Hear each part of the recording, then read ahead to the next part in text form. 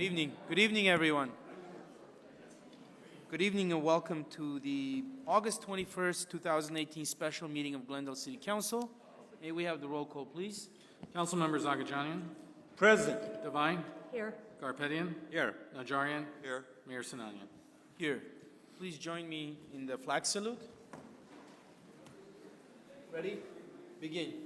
I pledge allegiance to the flag of the United States of America and to the republic for which it stands, one nation under God, indivisible, with liberty and justice for all.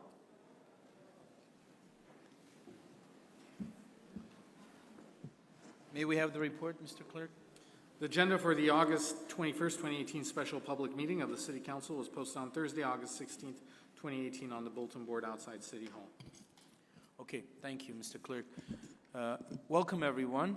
This is one of our City Council in Your Neighborhood meetings, and I'm very grateful and appreciative to see you all being here because this was a tradition that I established during my first mayorship, and I was fortunate enough to have all of them, I think most of my colleagues, if not all of them, continue this tradition with the goal of bringing City Council to you and making City Council accessible to you, as opposed to always expecting for you to make your way down to council chambers on a work day, which is often inconvenient and difficult for all of you. And today, due to the fact that this is not a formal City Council meeting, our rules are somewhat different. We didn't have an invocation, as you noticed, and the way we'll treat the agenda issues is also somewhat different. I'm going to ask the City Clerk to briefly present how we'll proceed on that. Mr. Mayor, per your instructions, we'll have the public comment cards for the general public comment heard first, followed with the discussions on traffic safety at 2A. 2B is on crime prevention. 2C will be living areas in the wildlife. All those will have public comment period. And lastly, we will have public comment under both items, brush clearance, fire hazard mitigation, and GWP update on the clean energy update. So those will be combined. Thank you. So once again, there will be a separate public comment, which is first on our list, and then you can submit your public comment cards on each individual item that's agendized. Only on the last item, which is item 2E, we'll take public comment cards jointly on both 2E1 and 2E2. And where are the cards located, Mr. Clerk? Cards are located actually at that table right by the entrance, or one of the entrances. And we have city staff to assist. We have city staff. Very well. Thank you. Why don't we move on to the first item, which is public comments. And I have a few public comment cards. If you have yours that you need to fill out, please do so now. And we'll start with James Ward, followed by Susan O'Leary, and we'll give 3 minutes to everyone. Or if this is public comment, we usually give 5 minutes, so you have 5 minutes. Welcome, Mayor and City Council and City staff to the Chevy Chase Country Club and the Chevy Chase community here in this canyon. I am a member and a board member and spokesman for the Chevy Chase Estates Association, one of the oldest estate associations in the city of, or actually in the state of California. And we're really glad that you would take your time and come out here to this community. It's a unique residential community within Glendale. It's one of the jewels in the crown of the jewels of Glendale. And some of the concerns that we have are going to be agendized and spoken to concerning fire, police and safety in this canyon. This canyon only really has 4 entrances and exits. Some of the issues that we are addressing within our meetings and stuff has to do with traffic, also bicycle traffic. There's also speeding and some of the other things that take place in this community. And the wildlife and the other things that you're going to talk about. It is a very nice homeowners community, and a lot of people really enjoy living up in this area. One of the things I'd like to also talk about is some of the developments that do take place in this canyon and the hillside ordinance, and development on very inaccessible type lots. I know it's a premium place to build a house, but some of it is pretty pushing the limits of what you allow within the city. One of the other things that we'd like to talk about is the water system within this canyon is through reservoirs and tanks. And you may not be aware of it through your DWP that a lot of the systems here are not linked or looped in a system. And when we have had fires, even residential fires, we've had issues with water supply to put out those fires. What I would like to do in closing is speak about our beautiful public library and having the support of the City Council to keep that library in the canyon, also with the Fire Station 23, really the lifeblood and support of this canyon. On next Saturday, on the 23rd, there will be an ice cream social that we will be helping to host at the library, tour of the fire station, and also ice cream, and that's going to be at 2 o'clock on the 24th. So please come back, and this is a beautiful place for you to hold a meeting. Thank you. Thank you. And we love being here. It is truly beautiful. I actually lived just a little north from here for about 12 years in the Emerald Isle neighborhood on Kirkham, and this is a beautiful, gorgeous part of Glendale. And most of the issues I think that you pinpoint are actually on the agenda, so we will go through them. Thank you. Susan O'Leary, followed by Tony Passarella.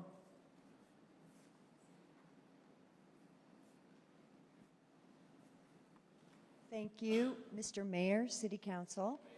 I'm Susan O'Leary. I'm with Brownie Mary Democrats of California, and I don't wish to be a burden on a busy council meeting agenda, merely to urge support for cannabis regulation as an important community issue and urge council to put this issue on the agenda in the fall to facilitate public debate.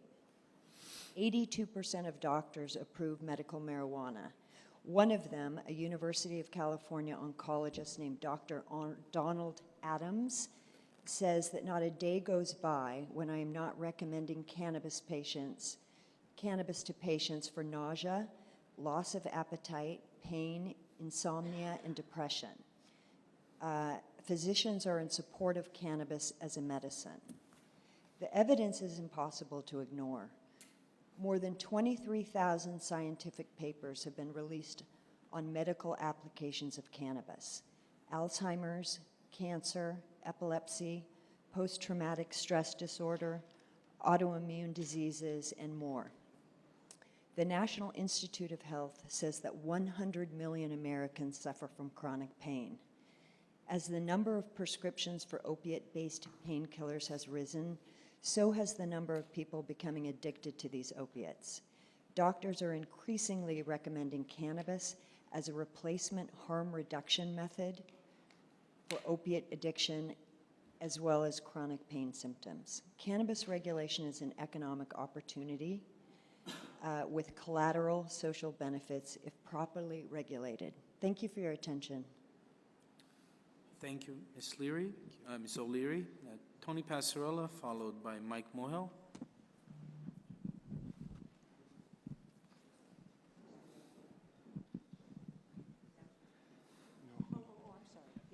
Good evening. Good evening. Mayor Sinanian, council, staff, and viewing public. Tony Passarella, 31-year resident of the city in Glendale. You know, I'm going to continue to beat this drum in regards to the stretch of roadway between the 134 freeway and Broadway. This is the third time I'm speaking on this. And it's not about agreeing with Mr. Passarella or doing what Mr. Passarella wants, like City Manager Beers and Chief Politis said the last time I spoke on this. It's not about that. It's about making our city safer. And I noticed we're going to be talking about that in a little bit. Maybe I should have spoke under that item.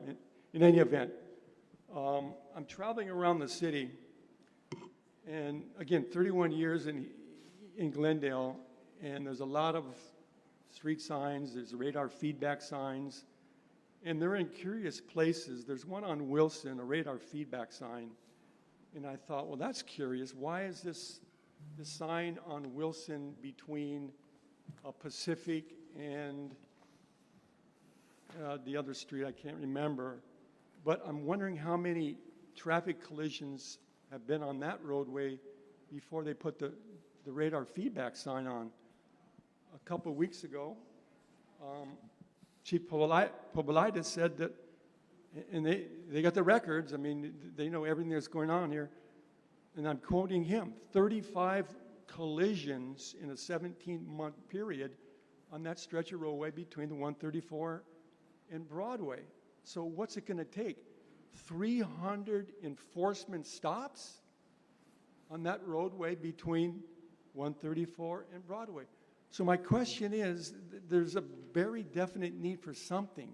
I mean, we got banners, speed bumps, for example, on Rossmoyne. I mean, how many traffic collisions could there have been on Rossmoyne before the speed bumps went in? I'm thinking it's one of two things, and this is just my thought process on that stretch of roadway. It's either you don't want to change city manager and staff, basically, because that's who runs the show, doesn't want to do anything because it's a revenue stream, 300 enforcement stops, right? Or I'm not a president of a 91207 homeowners association with maybe influence over, a voting bloc. This is what I'm thinking. So there's probably no association in that area, and so nothing has been done. I mean, forever. I've lived in 31 years.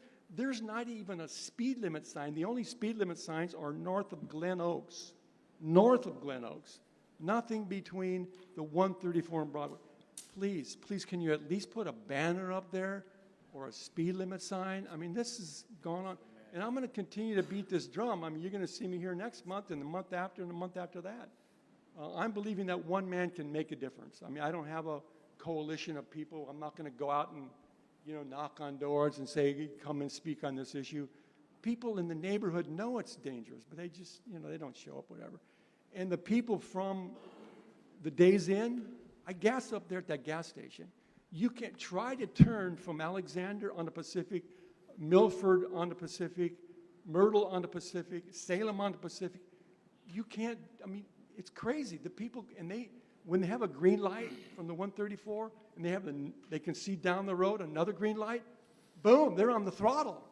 It's a dangerous, dangerous spot. Please, I beg you to do something there. Something, anything. Thank you so much. Mayor, can I ask a quick question? Yes, of course. Did I go too long? Yes. Mr. Passarella, quick question. You mentioned Pacific north of Broadway or Broadway west of Pacific? To Broadway, okay, thank you.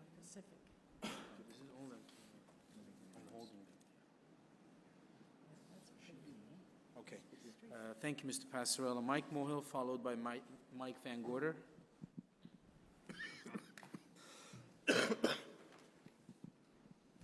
Thank you very much. Nice to see a lot of familiar faces here this evening. Also, the men in blue, city employees. Well, I'm sorry, the sunlight, okay? Anyway, let me go over here perhaps. I want to thank you all for coming. This is an important meeting tonight. Your participation is very important because you just received, or most of you have received in the mail from the city asking you to approve a 0.75% sales tax that the city wants to generate $30 million every year for life. Mr. Mohill, They say it's for quality of life, Mayor. do you mind addressing us? I am, because it's your sales tax. You 5 council members put on this little piece of paper, and you said it's for the people. Well, Mayor, folks, they've drained the swamp, as they say. They've already drained GWP. If you read my flyer, there's virtually nothing in the GWP account. The reserve account, as the city manager recently said, has only $50 million, and that's only for a rainy day. So where has all the money gone? It's not for you and me. It's for those people, police and firemen, GWP employees, park employee. It's all for the employees of the city of Glendale. Now, you think that Glendale is unique. We're not. Burbank and Pasadena have the same problem. In fact, Pasadena's problem is so bad with their pension crisis. A few years ago, they had a thing called a $64 million bond. Can you believe that? A bond? Well, they don't get this $30 million annually. They're going to ask for a bond, too. By voting no, you will send a message to these 5 council members that the status quo is no longer acceptable. Again, in their program, they say, oh, this money is going to go for parks, affordable housing, the children, you know, the usual stuff. But it's not going to go there. And these 5 council members know that. Oh, by the way, if they wanted to go specifically for a certain item, they would require a 2/3 vote from the public. But they knew they couldn't get that from you. So they asked for a simple majority. Also, another thing that's important, Mayor, is the only people who have a guarantee in the city are the city employees. They have a contract.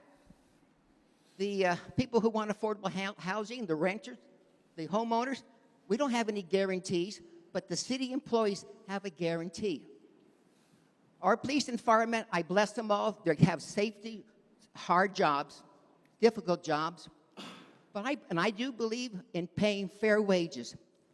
But I don't believe that a police and fireman, when he retired at the ripe old age of 50 or 55, can receive not 30, not 40, not 50, not 60, but 90% of his last year's salary for life. That's every year. And he's retiring at age 50, 55, and you know the average life expectancy is anywhere between 75 and 80 years of age. Council members, you know that, and by you putting this on the ballot, you are reckless with my money and the people who are in this audience. We voted for you to be fiscally conservative. That's what you say on your flyer. Glendale is a fiscally conservative city.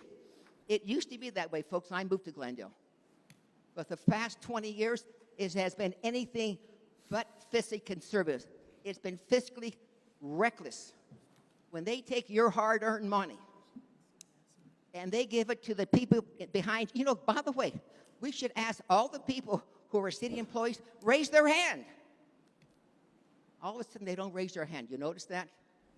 Often in these organizations, you come out here, half the people are city employees. But I'm glad tonight to see that the folks who paid the bills are here. And I hope you listen to me. I have a flyer that I've sent out to everybody tonight. And if you want more information, my email address is mjmohill@gmail.com. I have a monthly community newsletter. It's read by all the city employees. If they don't get it directly, they get it from their friends. It's all about what's going on in Glendale.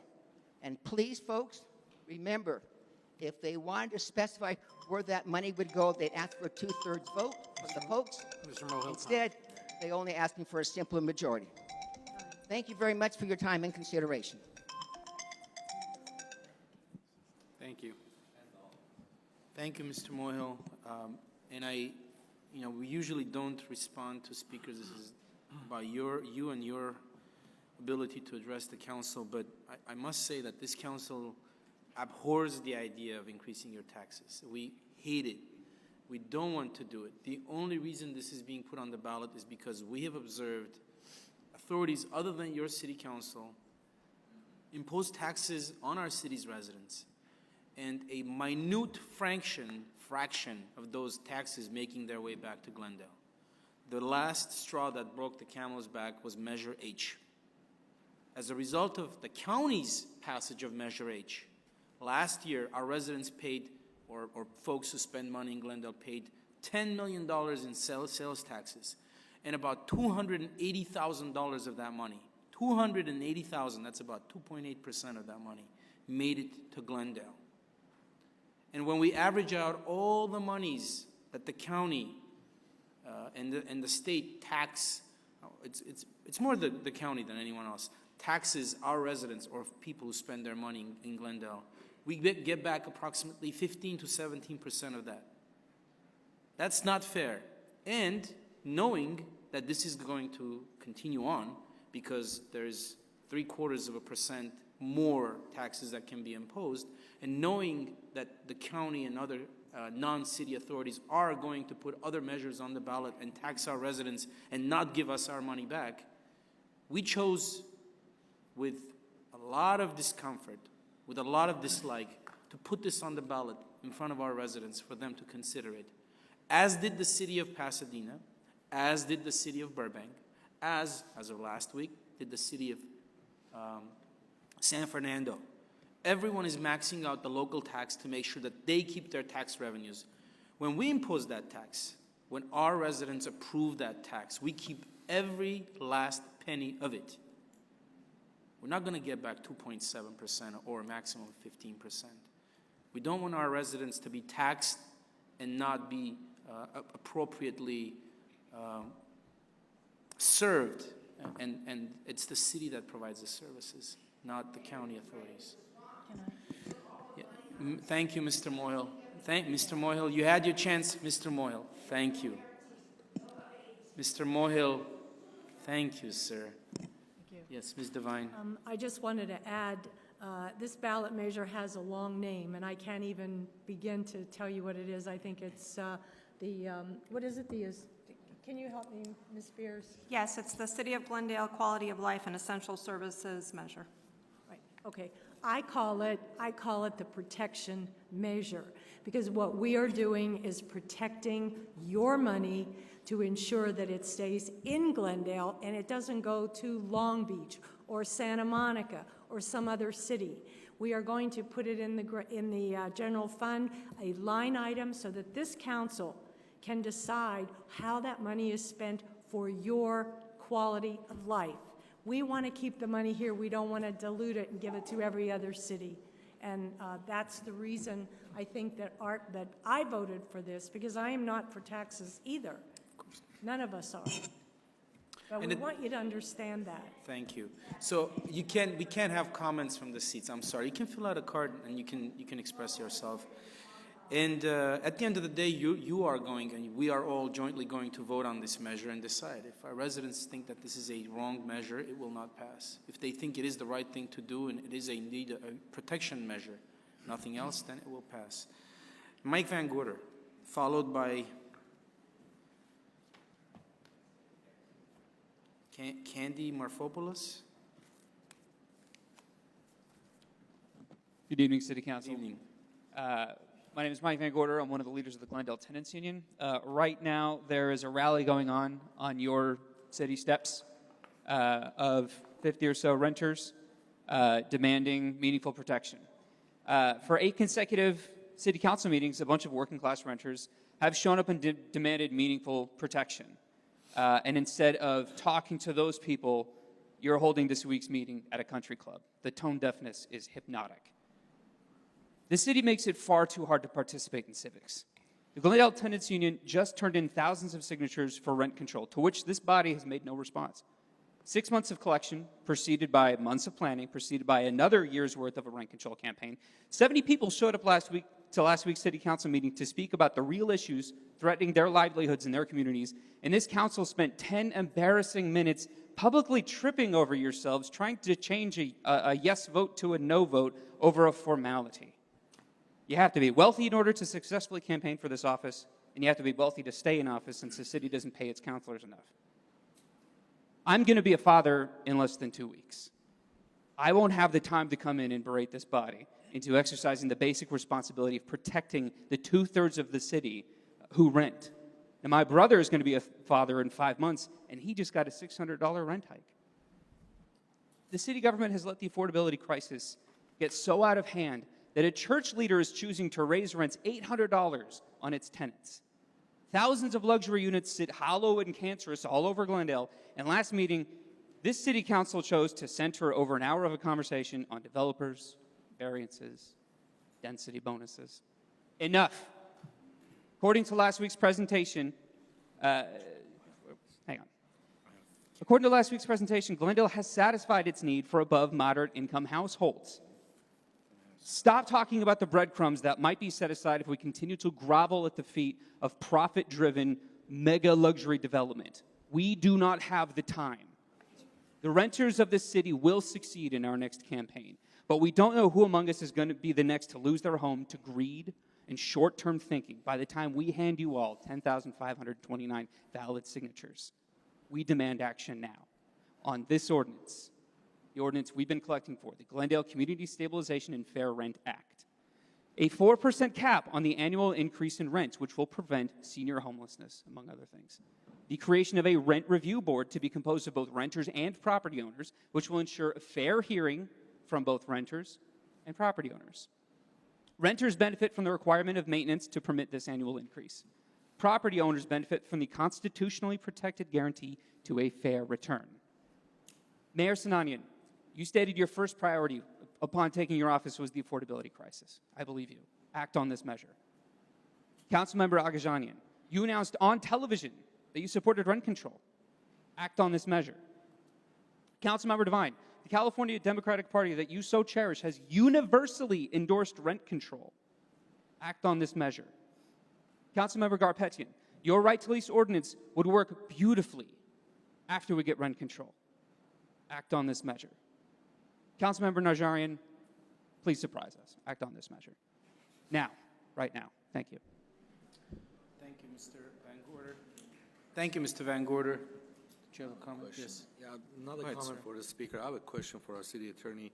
The number of signatures required to put any measure on the ballot for residents to vote is, how do you determine? Is it us determining how many Mike, I can answer. signatures do you need, or it's the, or city clerk maybe can answer it? I mean, The for any issue to be put on the ballot. Because our code is silent on specific rules, we defer to the California Elections Code, as many cities do, which requires 10% of the total number of registered voters in the city at the last report to the Secretary of State from the County of Los Angeles. From the previous gubernatorial elections, so. As of the last report, there are 105,000, approximately 105,000 and some change voters. Therefore, the requisite number of signatures to put any initiative on the ballot, put it forth by citizens or other groups, is 10,500, and I believe it was 25. And that number is not determined by the city council to just take the rights away from residents to put anything on the ballot. It's the law that we have to follow. So it's not us trying to make you get 10,500 signatures. It's the law. Thank you, Mr. Mayor. Mr. Najarian. Thank you. I just want to address Mr. Van Gorder. Today I had about an hour meeting with members of the tenants union, and we had a very frank discussion. I did have to inform them, and I want to inform you and the public, that I am precluded from taking any action or vote on rent control because I do have an interest in rental property. And I might add that my rental units are well maintained and below market rate. Any increases have been very modest. You can interview the tenants if you'd like to.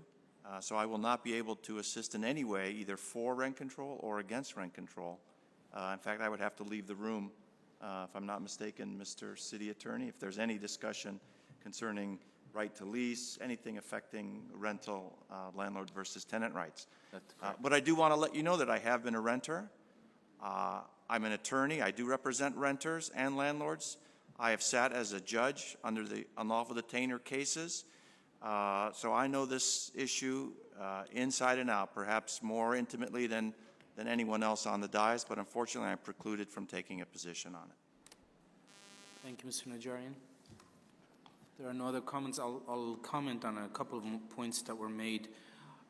Dear Mr. Van Gorder, the site for today's meeting was chosen for several reasons, but most importantly because we hadn't had a City Council in Your Neighborhood meeting at this location. Also, we had readily available parking. Those are the reasons. There's no nefarious intention. There's no insensitivity to the housing crisis that's taking place in other parts of the city. As proof of that, our next meeting is going to be in South Glendale. It is going to be at our Pacific Edison Center, Pacific Community Center, and Therefore, we want to make sure that every part of the city has an opportunity to access their city council members. And that's just that. In terms of, you know, council's ability to put things on the ballot, I have to disagree with my colleague because, you know, we do that all the time. For example, this tax increase measure, we voted to put it on the ballot. We didn't wait for a petition to be submitted by the residents. It's just a matter of, you know, really this council agreeing on doing so. But with that, I'm going to move on to the next item and next speaker, and that is, if I maybe may not be reading the first name correctly, but it's Connie or Kathy Marfopoulos. Hello.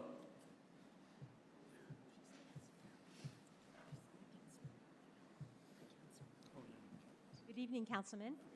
I want to introduce myself. My name is Kathy Morphopoulos, and I'm active in the community. I do drug education, and our motto is reducing drug demand through drug education. I really don't view this as a controversial subject. To me, drug education is the cheapest, most logical way to reduce crime, which is one of the aspects of tonight's meeting, through education. So I got interested in this in kind of an oddball way. Last fall, I was at a conference, and the conference was for opioid abuse, and it was in San Diego. It was a week-long conference. And so I'm in literacy primarily, and I was finding that people's children that were using marijuana were not learning very well. They were having difficulty learning. So the conference was on opioids and marijuana use. So after hearing Dr. Karen Smith, who's the director of the Public Health and Safety, she gave her whole, she was the keynote speaker, and after she spoke, she asked that we get involved in community activism to educate people about opioids and marijuana use. So that's how I started, and I wanted to cover a couple points. One of the aspects of Proposition 64, which was the thing that legalized marijuana in 2016, was that you have local control. So this board, these people here, and we have control over what happens in Glendale. So Glendale has a ban on marijuana businesses. Now, you may not have kept up with this topic, but nevertheless, the three buzzwords were 1, control it, 2, regulate it, 3, tax it. That was the important thing, is we had so much black market that they said, we want to control this, we want to regulate it, we want to tax it. So what has actually happened is something different. I'm not sure if you can hear me, but it feels like it's turned off. So anyways, what actually has happened is that if you Google control of cannabis in Los Angeles, you're going to find that the illegal shops have completely stayed open, and they don't have hardly any control of it. Well, I did? You're done. Sorry. Oh, you're not done. Okay. Thank you. So anyways, what has hear actually you. occurred is that the Los Angeles...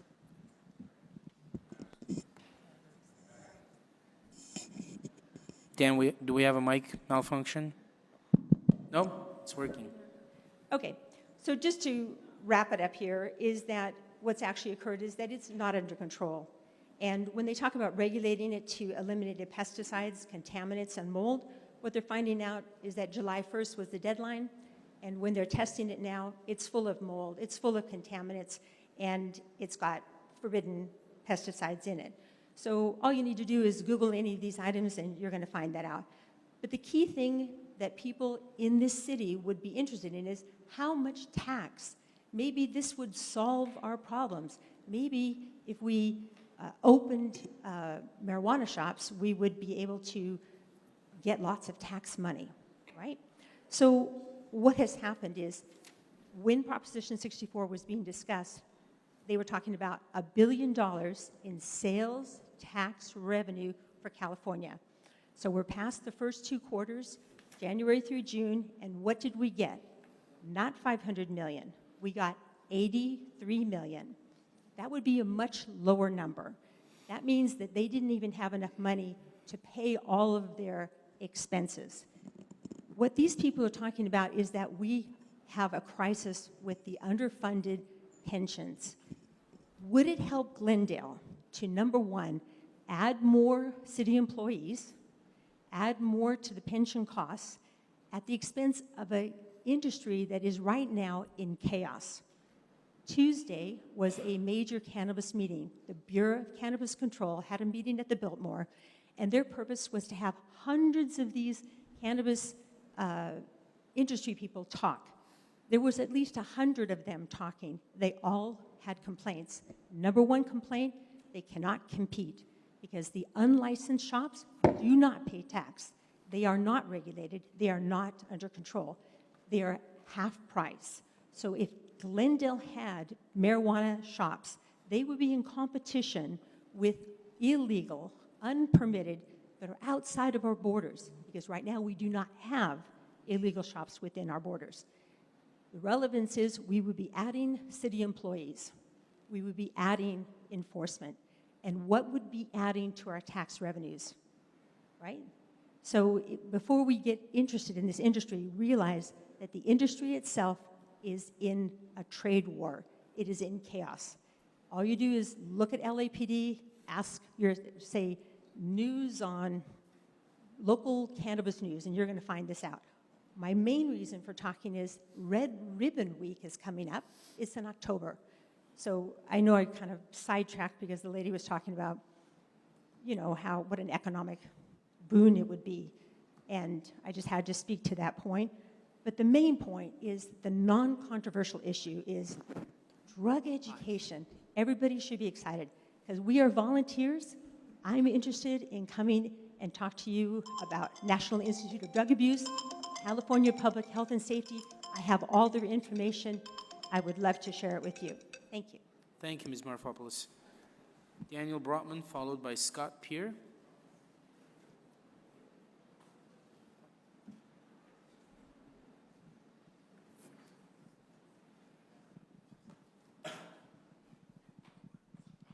Okay. Good evening, Good evening. Mr. Mayor, council members, staff, and the public. My name is Dan Brotman, and I'm one of the leaders of the Glendale Environmental Coalition.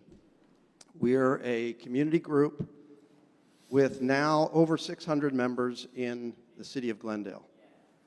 And we are encouraging the city, as you know, to move away from powering this city with the burning of dirty fossil fuels and to move towards an environment where we have clean energy resources powering us. And it's something that we know is doable today.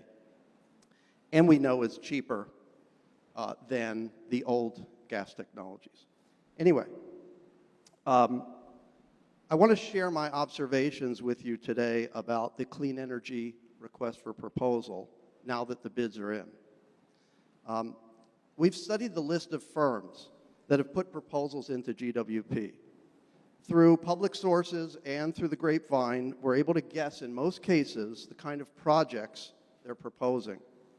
We haven't seen any actual proposals, so we don't know how strong or weak they are, how much capacity they add up to. But the names give us a reasonable approximation of what's come in the door. Overall, there's a pretty good cast of characters. Okay, there are a lot of solar companies, big utility scale players who I imagine are proposing projects outside of the basin and have ideas of how to bring the power into Glendale. Not sure how they'll do that, but you never know. There are also lots of companies with experience building distributed systems using municipal sites, schools, commercial and industrial buildings, parking lots, even clusters of residential properties networked with batteries to create a virtual power plant. So on the solar side, it all looks very good. There are also a lot of battery companies in the mix, players that do everything from very large systems that might sit at Grayson to mid-size systems distributed across the city. Having batteries distributed around the city is actually very exciting because they could relieve pressure on specific points where there is excessive demand and avoid things like the big blackout that we had in Adams Hill a few weeks ago when the temperatures were over 110 degrees. So on the battery side, looks pretty okay. Again, I'm not talking about the proposals themselves, I haven't seen them, but just looking at who's kind of coming in and proposing to us. I'm also encouraged to see a good cross-section of companies offering energy efficiency. Energy efficiency is so important. Energy efficiency can deliver significant load reductions at a fraction of the cost of building new generation. There were a couple companies I was hoping would come in, they didn't, but I think it looks like a good mix. The one area where we seem to have come up short is demand response. This is unfortunate because demand response is critical to solving our peak load issue. Urban areas in Southern California have been able to reduce peak loads through demand response by an average of 10%. LA is currently estimating they can achieve a 12% load reduction solely from demand response. That would be about 30 to 40 megawatts for Glendale, which is very substantial. And demand response costs about a fifth to a tenth of the cost of building new capacity, whether that's gas or anything else. I spoke to one large demand response aggregator during the bid process. They told me they were not bidding for reasons that I've mentioned to you before. Not enough information was provided and too much detail required by Glendale Water and Power. They contrasted this with the Edison request for proposal, which they did choose to participate in. They also had positive things to say about the collaboration between Edison and community activists to support that RFP. I have contemporaneous notes of that conversation and context if anybody on council wants to understand better why this company and many others like them did not participate. I can't say for sure that no company is offering demand response, but I'm not seeing the key players.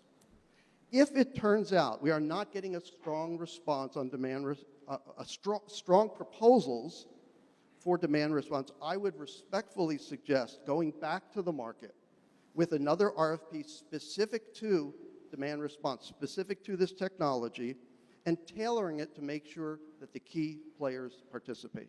Thank you very much. Thank you, Mr. Brotman. Scott Peer, followed by Maylene Pope. Hello, I'm Scott Peer. Thanks for coming to this special place. Hello. I'm an engineer with degrees from UCLA and Cornell in electrical engineering and system science. Glendale has financial pressures that won't go away. Funding the city through developer fees and burning fossil fuels to generate electricity are only short-term fixes. The proposed sales tax increase is a long-term solution that deserves consideration. Pass or fail, the solution to our financial challenges should not involve deceiving or harming the public. The Grayson power plant expansion does both. It's like pouring gasoline on a fire by accelerating climate change. After 15 years, it'll be shuttered due to its greenhouse emissions. The contractors dismissed greenhouse emissions as unimportant, even after admitting in their environmental report they will increase by 687%. And they had a man named Michael Weber stand in front of the council and the citizens and pretend to be a scientist. Stantec granted him the title principal scientist, but he's not a scientist at all. He graduated from UC Santa Barbara with a bachelor's degree and has no scientific publications or other credentials. Just a few miles from here, the world's top planetary scientists work at JPL, where I worked with some of them on the Cassini mission to Saturn and the Spitzer Space Telescope. I'm offended when polluters pose as scientists. Generating and distributing electricity is a technical enterprise. It deserves science-based engineering, not deception and propaganda. I'm tired of hearing about the planning department rejecting proper permits for solar systems. Clement Tam should have a solar system on his home today, but he doesn't, because his permit was rejected last month when Tesla designed a system that would have slightly more electricity than he currently uses. In 2010, the California Department of Justice sent a letter to the city that names Mike Garcia for his violation of my rights under the California Solar Rights Act. So 8 years after the city was informed that they are violating state law, denying property owners our rights, the city continues to deny those rights to build solar systems. I've had several blackouts in recent years at my house. The worst was due to high winds. Expanding Grayson would not help that in any way, and more climate change will produce higher winds and more of that kind of blackout. The most recent blackout I had was due to high heat and high demand that caused a transformer to overheat. Climate change will make that worse too. Solar could help that by reducing the amount of electricity that has to go through the transformers. So when the city fights against solar systems, they're causing more blackouts. It's time to go solar. No more backroom deals with fossil fuel companies. No more lip service. No more denying permits to good-hearted people who want to help. No more anti-science propaganda. The city budget needs to be balanced, but not by conspiring with climate change deniers. Let's raise taxes on things like fossil fuels, cannabis, and sodas. Thanks for listening. Thank you, Mr. Peer. Mailing Pope, followed by V. Valentine.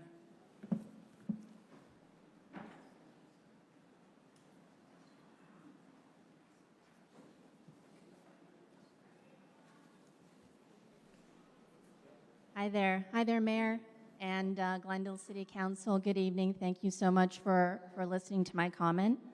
I last spoke to you a couple of weeks back on Tuesday, July 31st. I was there at the City Council meeting speaking on a matter related to property proposed for development at 1849 Los Encinos in Verdugo Woodlands here in Glendale. I am one of the 18 co-appellants that submitted an appeal against that design. So just wanted to follow up with a quick update on what's transpired since that evening when we had our appeal hearing in front of the City Council. So just for a quick recap for anyone who's not familiar, I live in Verdugo Woodlands. I've been a homeowner there with my husband for about 10 years, living on Alpha Road. And one day, about a year ago, I just woke up to the sound of kind of metal sounds, sort of something being put up in behind my backyard. Didn't really know what it was, went out to my backyard, and I saw that there were story poles being erected. I don't know if everyone here knows what story poles are, but if you've ever lived next to a construction site here in Glendale, you might have seen poles being erected to show you what a new development or a new home being built is supposed to look like, the outline of it. It's supposed to show the height, the width, the general massing, etc. So that was about a year ago, and when we realized that the home that was behind ours, which was a relatively modest home, under 1,000 square feet, but it sat on a very large lot, about 10,000 square feet. It was a home that had been there for decades and decades, probably almost 100 years at this point. The new owner was proposing to, or has proposed, and his design has been approved, he proposed to tear it down and put in its place a house that was 2 stories, roughly 26 to 27 feet tall, over 3,200 square feet. So going from around 900 square feet to 3,200 square feet. Anyway, long story short, so the design was proposed in front of Glendale Design Review Board. It was approved by the DRB, Design Review Board. Myself and 17 other co-appellants who were neighbors in the area put together an appeal to oppose that decision to approve it by the DRB. And so we had our hearing in front of the City Council about, I guess, almost a month ago. So just to kind of catch up what's happened since then. So the decision that came out of the appeal hearing was the City Council voted to sustain the approval of the design, but with modified conditions. And many of those conditions we agree with, so that's great. But there were some outstanding things that we felt like needed to be better addressed, or we hoped would be more fully addressed. For example, an oak tree on the property that we feel like may suffer irreparable harm. Also, the fact that the new home proposed, and which has been approved, we strongly believe is completely out of context for the existing neighborhood.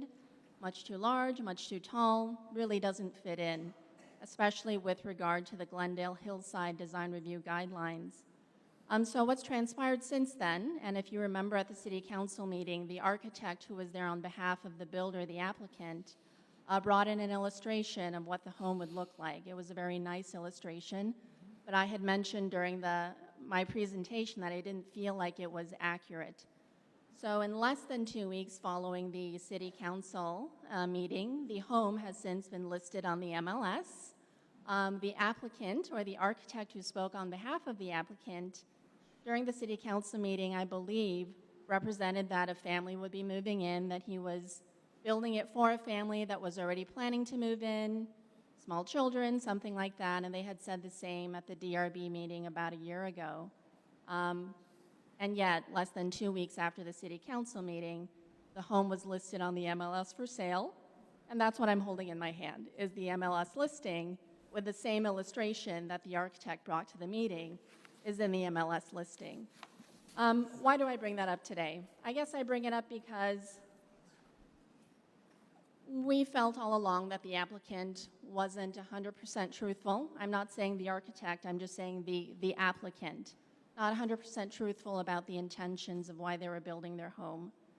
And because they also included information that wasn't 100% correct, there were some data points they included in their design and their application that we felt were misleading or somewhat not fully accurate, which we pointed out during our presentation. It leads me to wonder what else could have been misrepresented. And now that the design has been approved and it'll be moving forward, what can we do to ensure that the applicant and the architect stays true to the word and follows those modified conditions? So if I could wrap up, what I'd like to say is just propose this question to the City Council tonight. As an appellant who opposed the design, but now I understand it's been approved, I don't perceive, or it seems like there's a real lack of transparency on where I can go to get information on what's going to happen next with the development, which is right next door to my home. I live right next door to what's going to be a very large construction site. And so I'd like to know who can I get in touch with, whether it's on the City Council or the Planning Department, who would be the right person I could be in touch with to stay updated and informed as to what are the next steps. Thank you so much for your time. I appreciate it. Thank you, Ms. Yes. Pope. Yes, Mr. Garpetian? Thank you, Ms. Pope, for being here. Mr. City Attorney, can you address this issue? Because my understanding is whatever is approved has to be built. That's You correct. cannot change any of the design that was approved at the council level. So whatever was approved has to be changed. So I want to ask you to please. The typical approval for those design review approvals and the appeals that come to council, the house has to be built in conformance to those plans and the conditions that are imposed on council. So if there's an issue with a particular condition that's imposed, or if there's a complaint that a project's not being built in compliance with that, that issue can be addressed either to CDD, either Neighborhood Services, or to the Planning Division. And if she, Ms. Pope, wants to get some information, where does she go? On the project and the plans and everything else that's being submitted for, because they have to provide their working drawings to pull the permits for The planning department within community development. And in terms of ownership, you know, in America, you're free to alienate your property as you see fit. It so happens they've chosen to do this according to what you're saying, and there's not much that council can do about it, really. But it will be, the property will remain subject to the entitlement, to whatever was approved by the entitlement process. So nothing's going to change. I mean, the people who will end up there may be different people, but the house itself is the house. So thank you. And we'll go next to V. Valentine, followed by R.J. Strutz.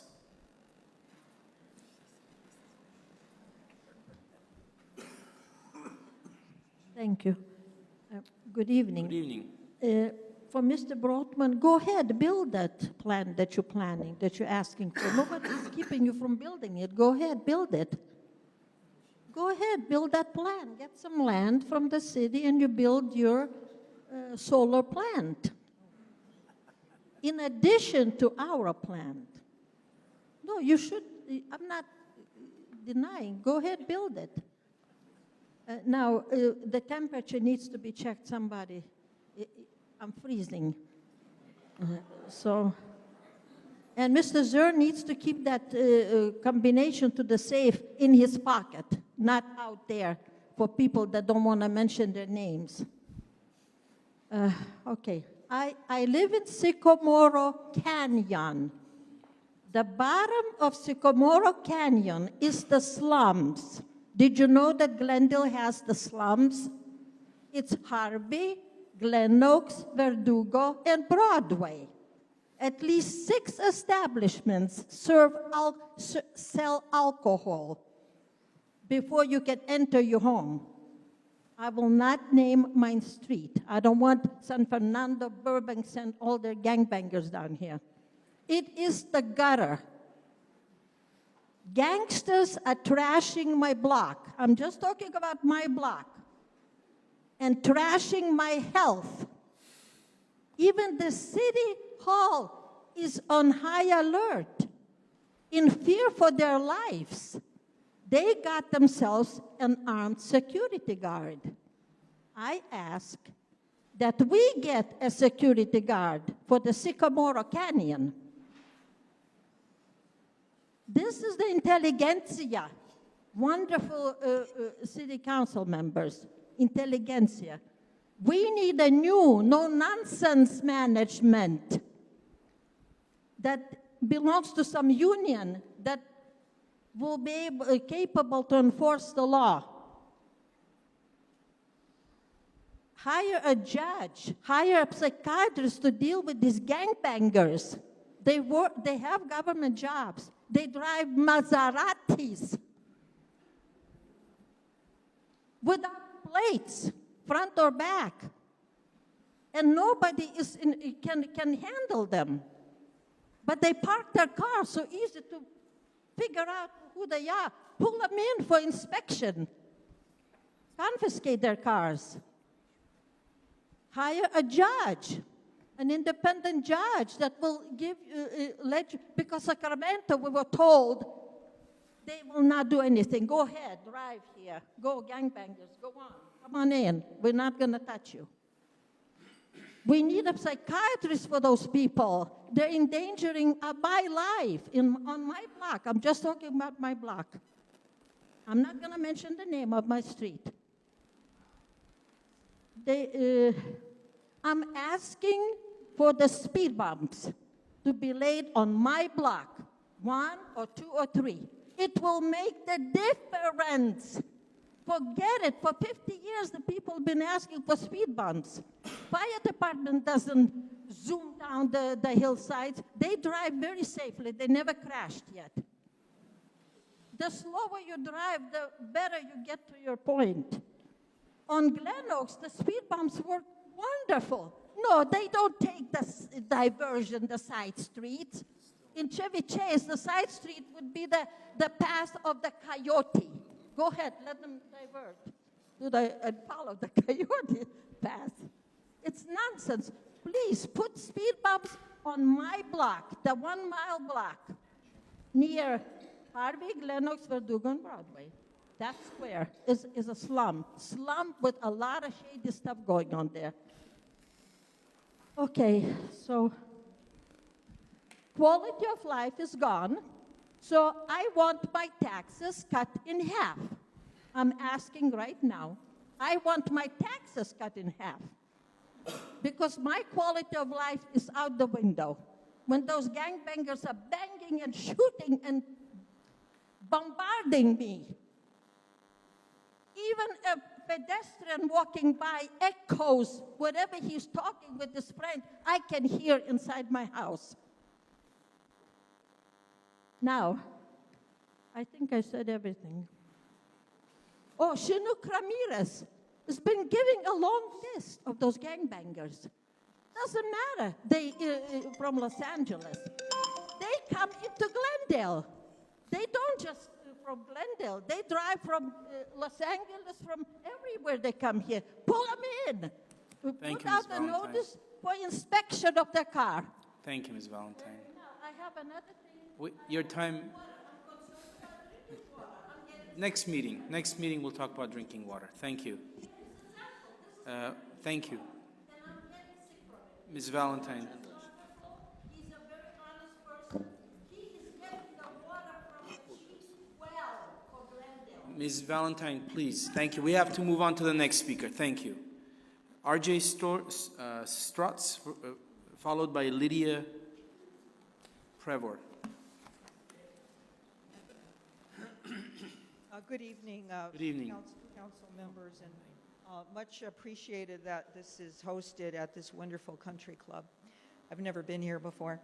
I want to address the issue of rent control. I heard the mayor state that the city council hates to raise taxes, but rent control is a form of taxation solely imposed on landlords. In fact, rent control is a form of income redistribution.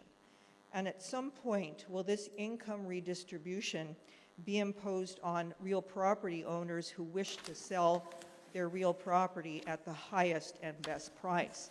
Will there come a point when municipalities will tell landlords, you cannot charge $1 million for your successor in interest, you can only charge $600,000 because you get more affordable housing to a bigger economic market.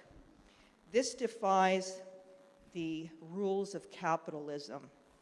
When our forefathers came to the United States, they came here to escape controlling governments that either use socialism or communism to control their lifestyles. They came to the United States to practice capitalism and free market enterprise. The fact that the majority of rental housing is rented and not sitting vacant and unoccupied is because there is affordability with regard to the market of the people who are able to rent those units. I grew up in the 1950s. I'm a baby boomer. And my parents always said, if you cannot afford to live in a certain neighborhood, you don't live there. You work your way up until you can. That is what the American spirit is. What will the City Council give landlords if rent control is put in place? Will you give us a break on our real property taxes? Will you give us a break on our GWP bills? Will you give us a break if we have to pay for private hall sanitation? I encourage City Council to recognize the ideal of the American way. The American way is capitalism, not socialism. And I thank you for your time. Thank you. Next speaker is Lydia Trevor, followed by Laura Mohill.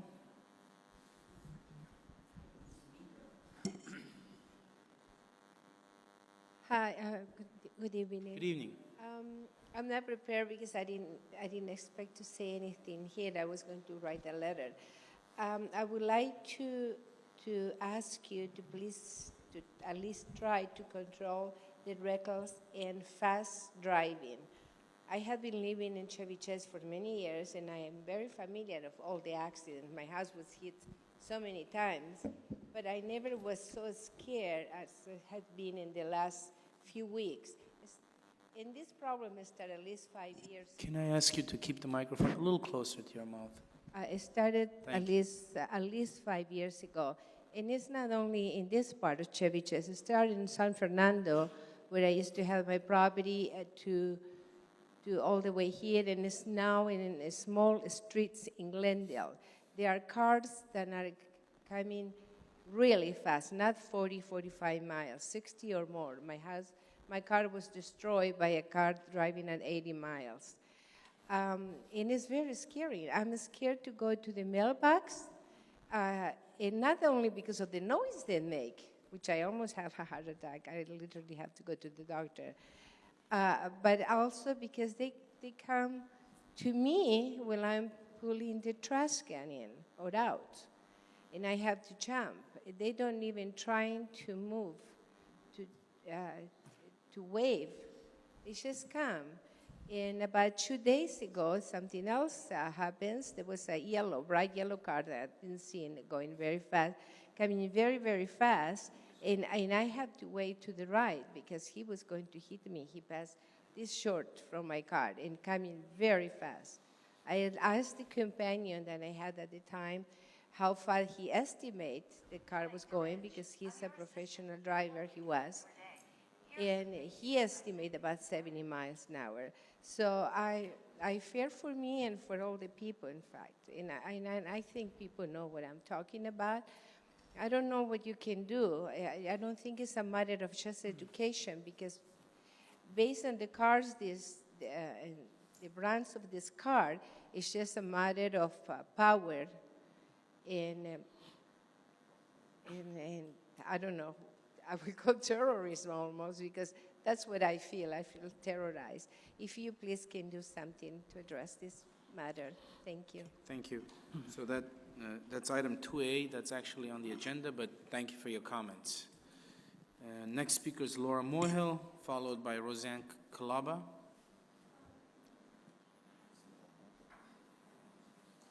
Good afternoon or evening, everybody. It's great to be in this beautiful country club. I was looking forward to taking a ride over here, but I haven't, and it's great to be here with everybody tonight. I'm talking about the $30 million bailout scheme for reckless spending. Ms. Mohill, can you address us, please? Oh, I'm sorry. I apologize. That's okay. Okay. I'm speaking about the $30 million bailout scheme for reckless spending, quality of life measure. Again, whose quality of life are we referring to? The real reason behind the 3/4% sales tax is to raise an additional $30 million annually. According to Wikipedia, the driving force behind many local sales tax increases is skyrocketing public pensions and public employee retiree health care. Research has shown that local sales tax increases are concentrated in California localities that have the largest pension problems.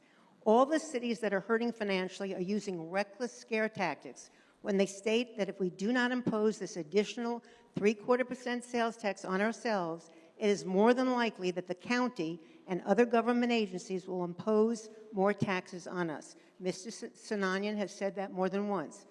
This is incorrect. There is no evidence whatsoever, none whatsoever, that other government agencies will impose more taxes on us. We know with the additional $30 million, only a small portion of that money will be used for parks, infrastructures, senior programs.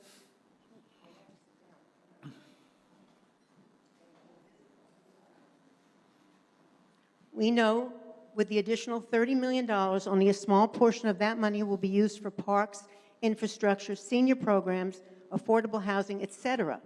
Now, it would have been a different story if the council had decided that we needed 2/3 of the vote of the public, but they knew they couldn't get that. If we had 2/3 of the vote of the public, they could specify where they wanted the money to go each year, so we would know where the money was going. With a simple majority, we have no clue as to where the money is going, and each year at the budget session, the council will decide where that $30 million should go year after year after year in perpetuity. We won't know, they will decide. Not the residents, they will decide. So please, I will have to ask everybody to please vote no on November 6th and make sure that we do not have the 3/4% increase in our sales tax. Thank you. Thank you, Ms. Mohill. Ms. Beers, are there currently under consideration tax measures by county or AQMD or any other regional organization that can have not just the residents of Glendale, but the residents of the entire region vote on a tax measure which will be imposed on our residents, and then someone other than City Council will get to decide on how that money is going to be spent? Yes, Mr. Mayor, members of the City Council, what we are aware of in terms of other agencies in the county at this point, we know that AQMD has been looking at the possibility of a 1/4% sales tax. Although they are not going to have it on this November ballot, they are considering it and are looking to put it on the ballot at some point. We also know that the county has been studying another homeless measure. This homeless measure would be utilized for housing homeless individuals and not as Measure H has been written, and it's specifically for housing issues. And it would also eat up into the 3/4% that we still have allotted for the city of Glendale. So those are the two areas that we're aware of, and know that at all times, the county, other agencies, as cities are, they are looking to see if they're able to raise funds to be able to pay for the very needed services that are out there. So yes, there are agencies and the county that are looking at adding a 1/4% or more to the coffers. Okay, so the city councils of Burbank, Pasadena, Glendale, San Fernando are not really looking to commit political suicide by having their residents vote on a tax measure. They're not delusional. They're doing it because they know this is going to happen. So with that, I'll move on to the next speaker, which is Roseanne Calaba, and our last speaker on agenda item 1.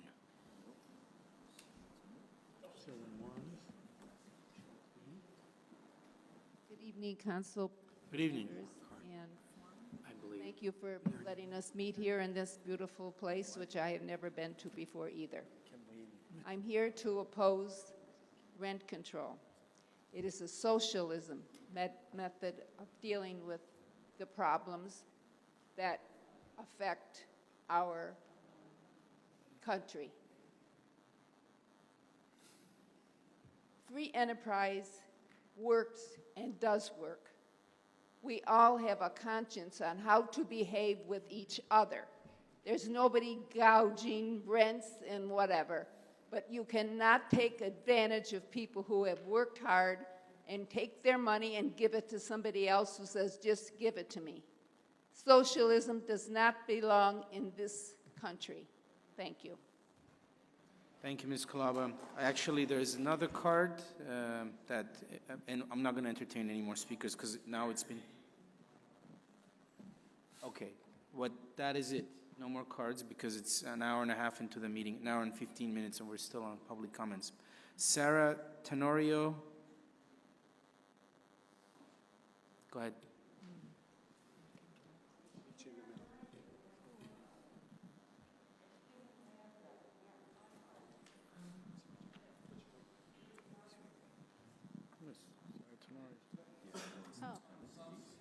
Some speakers have indicated specific topics that we're trying to sift through. If there's someone who has a general statements about none of the agendized items, that's going to speak off any of the listed topics, the mayor will take it right now. Ms. Winterfield, you will be part of that. So we have a bunch of agendized item speaker cards. If you submitted a card for oral communication on items other than what's on the agenda, please let us know.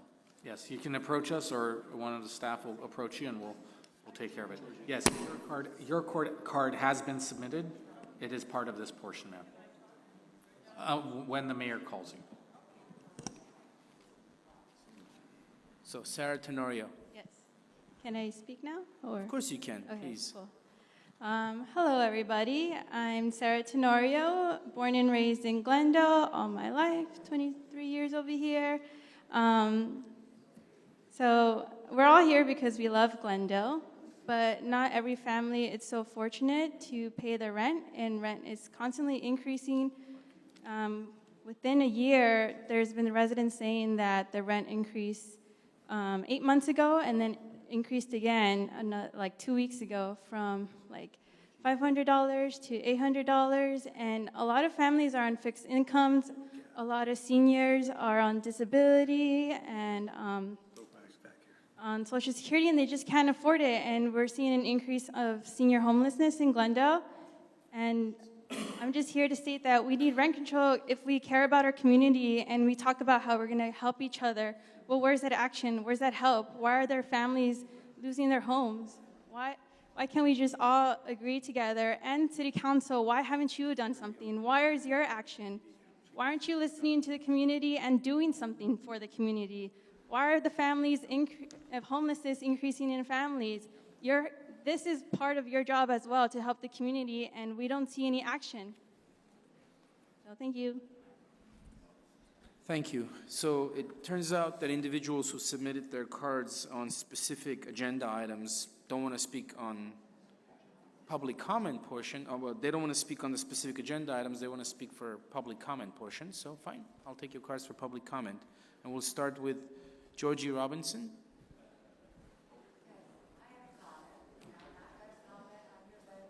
I talk loud enough.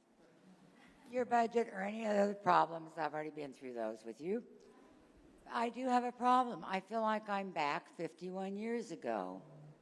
51 years ago, when we moved into our home, our neighbor, who was a judge at that time, Judge Axel, had a break-in and called the police. By the time they responded an hour later, they informed us we weren't in their jurisdiction. Last month, I called the police department at about 12:30 in the morning because my alarm said window break. I thought it meant the glass breakage. Anyhow, it took the police officers over 30 minutes to get to my house. When they arrived, I said, I can't believe how long it took you to get here. And they said, well, we were down the other side of town. And I said, I can drive clear to the airport in 30 minutes. Well, we like to drive real carefully. So they did proceed to take a flashlight and look around my house and saw nothing broken. However, the next morning I went out, and yes, there was a window partially open, and that's what set my alarm off. That, and now let's get on to the bicycles. For some reason, they don't have to follow the same laws that I have to follow. If you come up Chevy Chase Canyon Tuesday morning, Thursday morning, they're riding 810 across, and they don't move. And I happen to live at the top of the canyon, so then I've got all of them coming down from Descanso, coming down from the top at Emerald Isle Hill. I've almost hit 2 of them. They never stop for a stop sign. Why do I get a ticket and they don't? Some come down that hill at 60 miles an hour. But I've never seen a police officer ever stop and write them up. So could you please tell me, are there 2 different laws between a motorist and a cyclist? Okay, thank you. Ms. Robertson, I see your address, and I'm assuming it's the Emerald Isle neighborhood, and I'm going to pass this to our police chief and check why it would ever take our police half an hour to get to that neighborhood. I live there. I've had my alarm go off, false alarms, and police show up in like 4 minutes. So I don't know what happened, why that happened, but I'm going to pass this on to our police chief.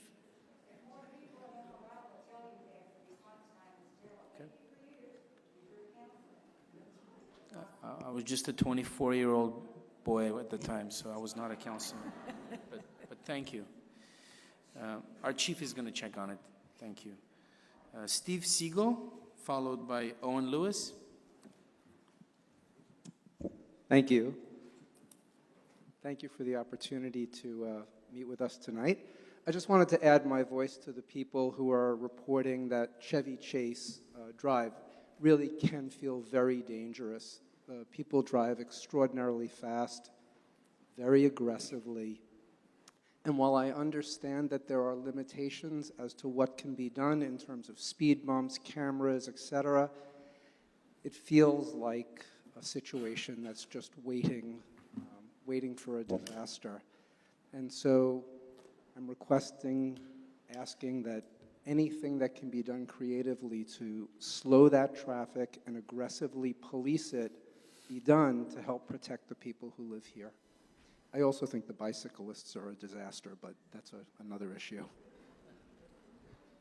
Okay, folks, we're going to have an entire agenda item on this, and that's why I was hoping that you would make your comments while we're discussing traffic safety, but okay, thank you, Mr. Siegel, for your comments. Owen Lewis, followed by Mary Winterfield.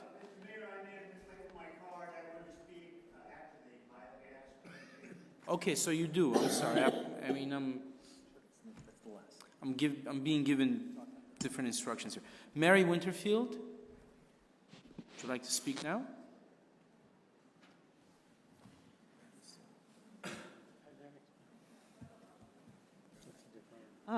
Good evening. Good evening. What I want to talk about is probably, certainly is not as urgent as problems of homelessness, addiction.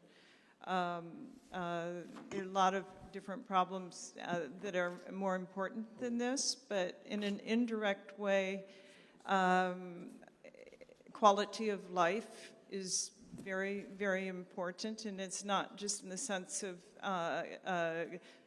good air, traffic control, but beautification.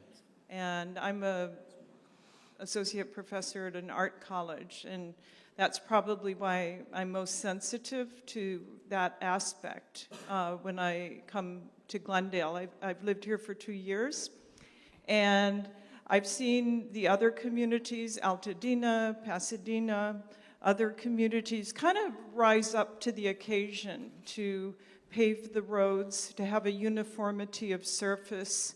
I think here in this neighborhood, this beautiful club has been an asset to the neighborhood. I think the lights that have been put in on Chevy Chase are an asset to the neighborhood. But I think that there's, over the years, there's been a lack of distinction in the neighborhoods in Glendale. And I think it should be a cause for concern that the area doesn't become, not this area, but a lot of areas of Glendale could begin to look like a strip mall.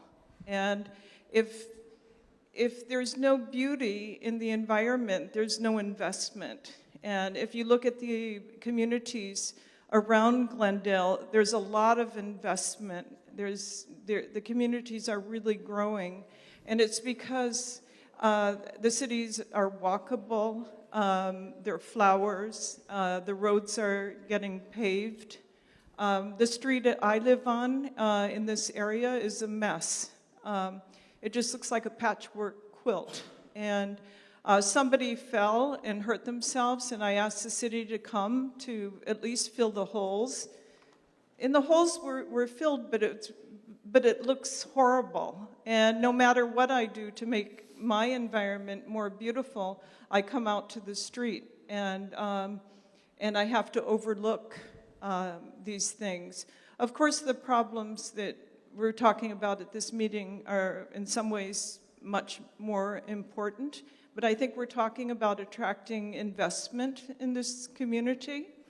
And I think this club, I'm not a member, so I'm not saying it as a member, but I think it's been the greatest asset because it's just so beautiful here. They keep it up so nicely. It's open to the public. Anyone is welcome here. They can have dinner. They can come and have a soda to drink and enjoy the beautiful view. And I think we need more of this in Glendale. I don't know what it takes and why this community has not addressed the issues of beautification. Even the entrance, the Chevy Chase Estates entrance, it looks like it's never been painted. It's very, very dirty. It kind of looks decaying. And there could be something so intimate and charming in this area with paved streets and lamp posts. And in whatever neighborhood one lives in, I think more could be done to give it character. Okay, thank you. Mr. Carpetian, you have some comments? Yes, we usually don't respond to the speakers, but I have to defend our city. I got to tell you, there's always room for improvement, but Glendale passed Burbank many moons ago, and few years back, Pasadena is chasing us. And as far as investments in Glendale, there is enough investments and more that we can handle. If you want to talk about small items here and there in neighborhoods, gates here, lights there, of course there's always room to improve. But as a whole, the city is one of the best cities that I know. And I'm in the business. I can tell you that Glendale is not chasing any other city today. We are the leader, and they're behind us. And as I always say this, if you go to any of the real estate meetings or what have you, they say that Glendale is much sexier than Pasadena today. So that's the word. It's not my word. It's their phrase. So it is.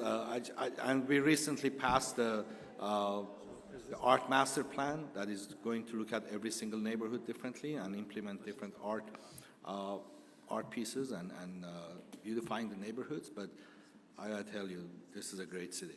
Thank you, Mr. Mayor. Thank you. Next speaker is, and next and last speaker on public comment is Haik Mahmourian.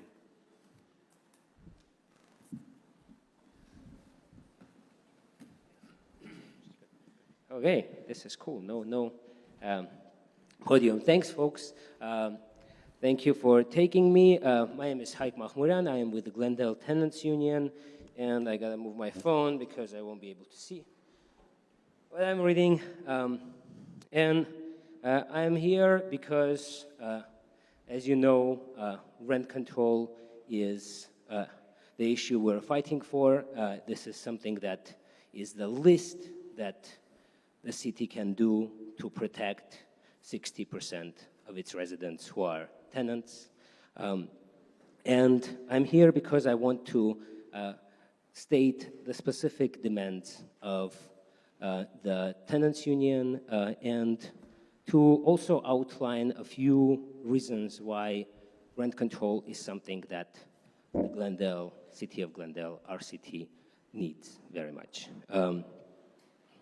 So the two demands that we have are, we want a simple annual rent cap of 4% on rent increases with November 5th, 2017 base rent, starting immediately and in effect until our rent control ordinance that we are demanding pass is adopted in Glendale. I demand that you agendize this today for August 28th, next week, and vote on it that day. The second part of the demands is to agendize and adopt our rent control ordinance as city law as soon as possible. The rent cap that we're demanding would stay there until the ordinance is adopted as city law. And you have a choice today. Do the minimum of what you've been elected to do to protect your constituents and adopt rent control now, or stay inactive in the face of this ever-growing crisis with increasing media coverage. Now I want to speak to a few facts about rent control. Rent control promotes stability. Tenants stay in their homes longer and are more invested in their local neighborhoods and communities.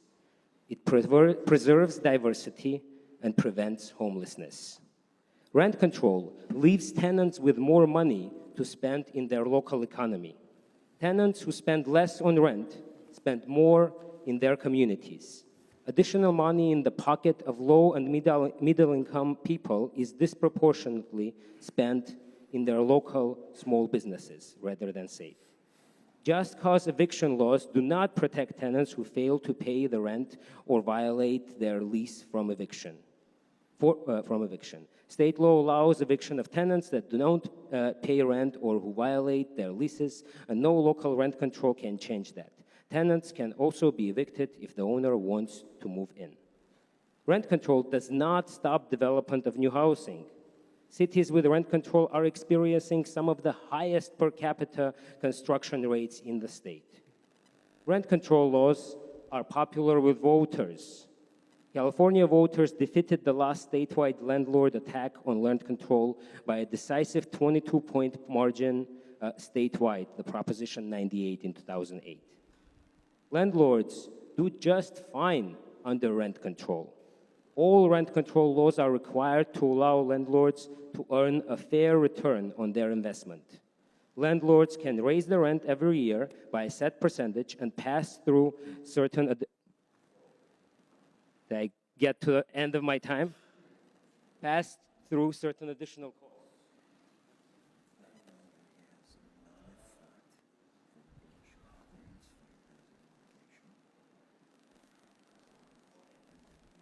I learned to project. It's not working, but I can project. They won't do that. Do project. I'm almost done anyway. So, in theory, landlords can challenge rent control laws if they are denied fair return, but in practice, that doesn't happen because landlords do well under rent control. And last but not least, rent control is perfectly legal. Courts have upheld rent control laws for over 4 decades. Rent control does not cost the city any money. And no other housing protection measure acts now, which is exactly what this is. Thank you. Thank you, Mr. Mahmourian. Okay, we're back. And that was the last speaker under public comment. Before I go to item 2A, which is traffic safety, I do want to give my colleagues an opportunity to make council comments if they have any. And no comments? Councilor Managerian? Just want to give a shout out to my mom and dad who are going to be celebrating their 60th wedding anniversary this weekend. Okay. Congratulations. Congratulations. Councilmember Devine? None. Councilmember Agajanian? None. I have a small story, or not a story, well, it is a story at this point, that I want to convey to you, which happened yesterday in the Glen Oaks Canyon neighborhood. Sometime around 1:20 a.m., a young lady, a pregnant lady, went into labor suddenly and very fast. And she was actively in labor while our engine 25 appeared. And our firefighters immediately, the paramedics immediately went into action. And first thing they noticed was the umbilical cord was wrapped around the baby. And on the spot, they had to deliver the child. And they delivered the child and immediately went into chest compressions because the baby was not breathing. And they ended up in the car on the way to the hospital. The baby started getting color back. And by the time they got to the hospital, the baby was fine, breathing on his own. And it was a fantastic outcome for everyone. The family's overjoyed. It so happened that the father of the baby is a former City of Glendale Water and Power Commissioner. And that very day, the individuals that arrived, one of the individuals, paramedic intern Saviano, was conducting a company school on childbirth and neonatal resuscitation to the crew. That day, they are being trained on how to resuscitate a newborn during a labor process.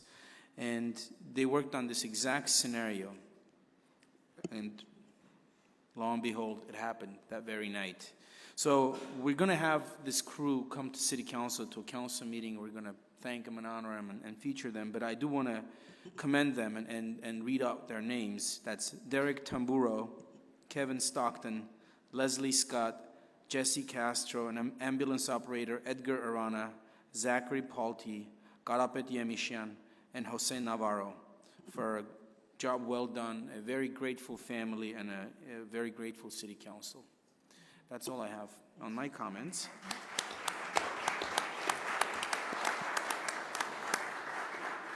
And with that, we'll move on to item number 2A, which is traffic safety, and I assume our police officers will be presenting that. And if we might have your indulgence, if we can combine 2A and 2B, the slide presentation will bring both of those. Indeed, we can do that. We'll bring both of those together. Okay. Good evening, Mr. Mayor, members of City Council. As I said, we'll spend a little bit of time talking about traffic safety, traffic enforcement, and crime prevention, and we'll take a few minutes to sort of walk through how we deploy our resources and the various sources for funding and operations that we do. And without further ado, to do the presentation, I'd like to introduce you to someone else on my staff. For those who haven't met it, this is Lieutenant Rafi Quintero, who runs our Traffic Bureau, and so I will let him walk you through the presentation. Good evening, Mr. Mayor, members of City Council, City staff. Start off with the Traffic Bureau. It is comprised of 1 lieutenant, 2 sergeants, 16 motors, and 2 traffic cars. We are responsible for overseeing approximately 30.7 square miles, that being the 4th largest city in LA County. Our mission in traffic is to engage and educate with the citizens as far as making them more aware on the issues related to the city, as well as bringing them as partners with us in educating them in all the issues and areas that we specifically deal with. Some of those areas specifically are safety. Safety is our top priority, as well as I'm sure for the community in anything that is traffic safety related.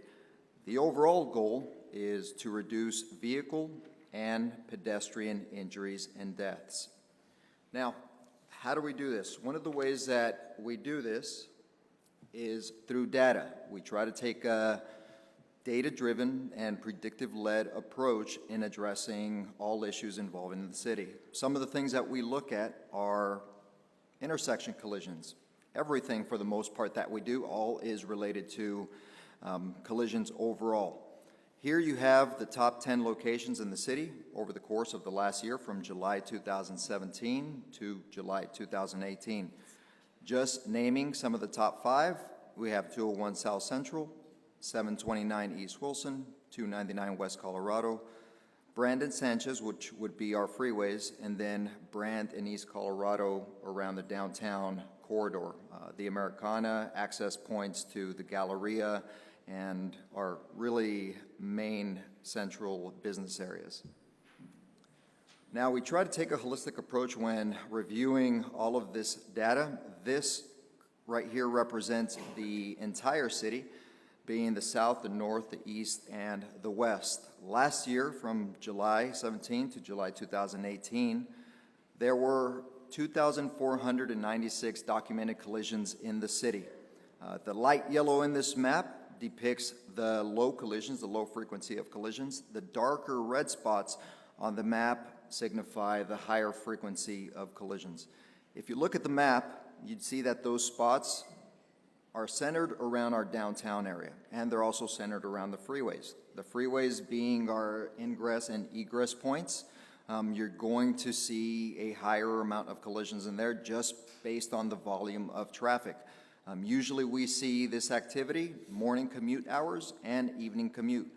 The spots in the middle, like I said, the downtown area, specifically the downtown corridor. Now, looking at this specific area, this addresses the Chevy Chase Canyon. This is representative of 1.3 square miles of the Chevy Chase Canyon area. In this specific area, taking the same time frame from July 2017 to July 2018, there were 19 collisions that occurred within this 1.3 square miles. We conducted approximately 115 traffic stops and wrote 108 citations. 77% of the citations that were issued were for failures to stop at a stop sign, and more than 50% of the collisions occurred due to unsafe turning or speed violations. Now, you may ask, what specifically are those speed violations? Speed violations tend to be a catch-all as far as when you're involved in a collision. It could refer to following too closely, and it could also refer to generally speeding. But for the most part, when you're discussing in collision terms, it's the only way to most accurately represent the speed, and it usually is associated with following too closely. So how do we address the issues in the city and issues specifically related to the Chevy Chase Canyon area? One of the ways is what I like to refer as our 3 E's. That being engineering, enforcement, and education. We cannot do it alone. Some of our partners, our biggest partner and supporter is Public Works. Traffic Engineering Department and us work closely hand in hand in trying to address as many problems as we can, whether they come from City Council, where they come from our community, or whether we are seeing the issues based on crime analysis trends. Another way that we try to address and deploy resources has to do with what we call the quality of life log. In other words, it's our complaint log. Complaints that City Council receives, complaints that we receive directly, or that come in via the Chief's office. The directed enforcement matrix addresses the complaint log as far as dealing with the complaints that I just previously mentioned that are sent to City Council. It also deals with the schools, problems that we see during the daytime that are schools related, whether they are parking issues or parking overall in the city. Now, taking all these things into consideration is we use crime analysis to best utilize and deploy our resources. Like I previously mentioned, we try to take a predictive-led and data-driven approach, meaning we look at all the data, we look at all the complaints, we take feedback from the community and council, and see where best we can deploy our resources effectively and efficiently. One of the best ways that we're able to do this and how we're able to do this and fund it without any fiscal impact to the community is via a grant through the Office of Traffic Safety. So, for example, in 2017 to 2018, we received approximately $325,000, and we were able to conduct 71 directed operations. Those directed operations were, as you see on the screen, were 23 traffic and speed enforcement operations. That specifically deals with all violations that we define as primary collision factors, meaning you had a collision in that area, what was the primary collision factor associated with those collisions in a respective city geographical area, and then based on that, try to address those issues. So for example, if you were to take the Chevy Chase Canyon area and there were traffic collisions that we noticed within there, and the associated primary collision factor was speed or following too closely, we would then direct our resources to that area and try to focus on speed-related collisions. With bicycle and pedestrians, we conducted 16 bicycle and pedestrian, and that's just trying to bring awareness, education, as well as enforcement in making sure that pedestrians and bicyclists obey all laws and rules of the road. Heard one of the comments was that we don't or we're never in the canyon. Actually, the canyon is where we tend to focus our activity on during these operations, specifically more so because we do have a higher amount of complaints in this area. And I've been on a motorcycle within this area, also working some of these operations, and I see where sometimes a bicyclist isn't obeying all the rules in road and taking or not stopping at stop signs as they're supposed to. So I understand that, and we try to deploy the resources. The other area we try to deploy bicycle and pedestrian officers to address is the downtown corridor. Hello? There we go. We conducted 15 DUI saturations. That's just saturating the area with DUI drug recognition experts, trying to bring down and reduce our overall DUI statistics as far as try to bring awareness and safety. 10 distracted driving, that's being on a cell phone. 4 DUI checkpoints throughout the year. 2 warrant services, addressing and dealing with everything specifically that's traffic related, meaning whether they're failure to appears with regards to traffic citations or DUI arrest warrants. And the last one, we conducted 1 motorcycle enforcement. Now, how the Office of Traffic Safety ends up measuring each city is by assigning a composite score. Currently, OTS is behind, or usually they're always behind 3 years, so the last data that we have is for 2015. We were assigned a composite score of 44 out of 57.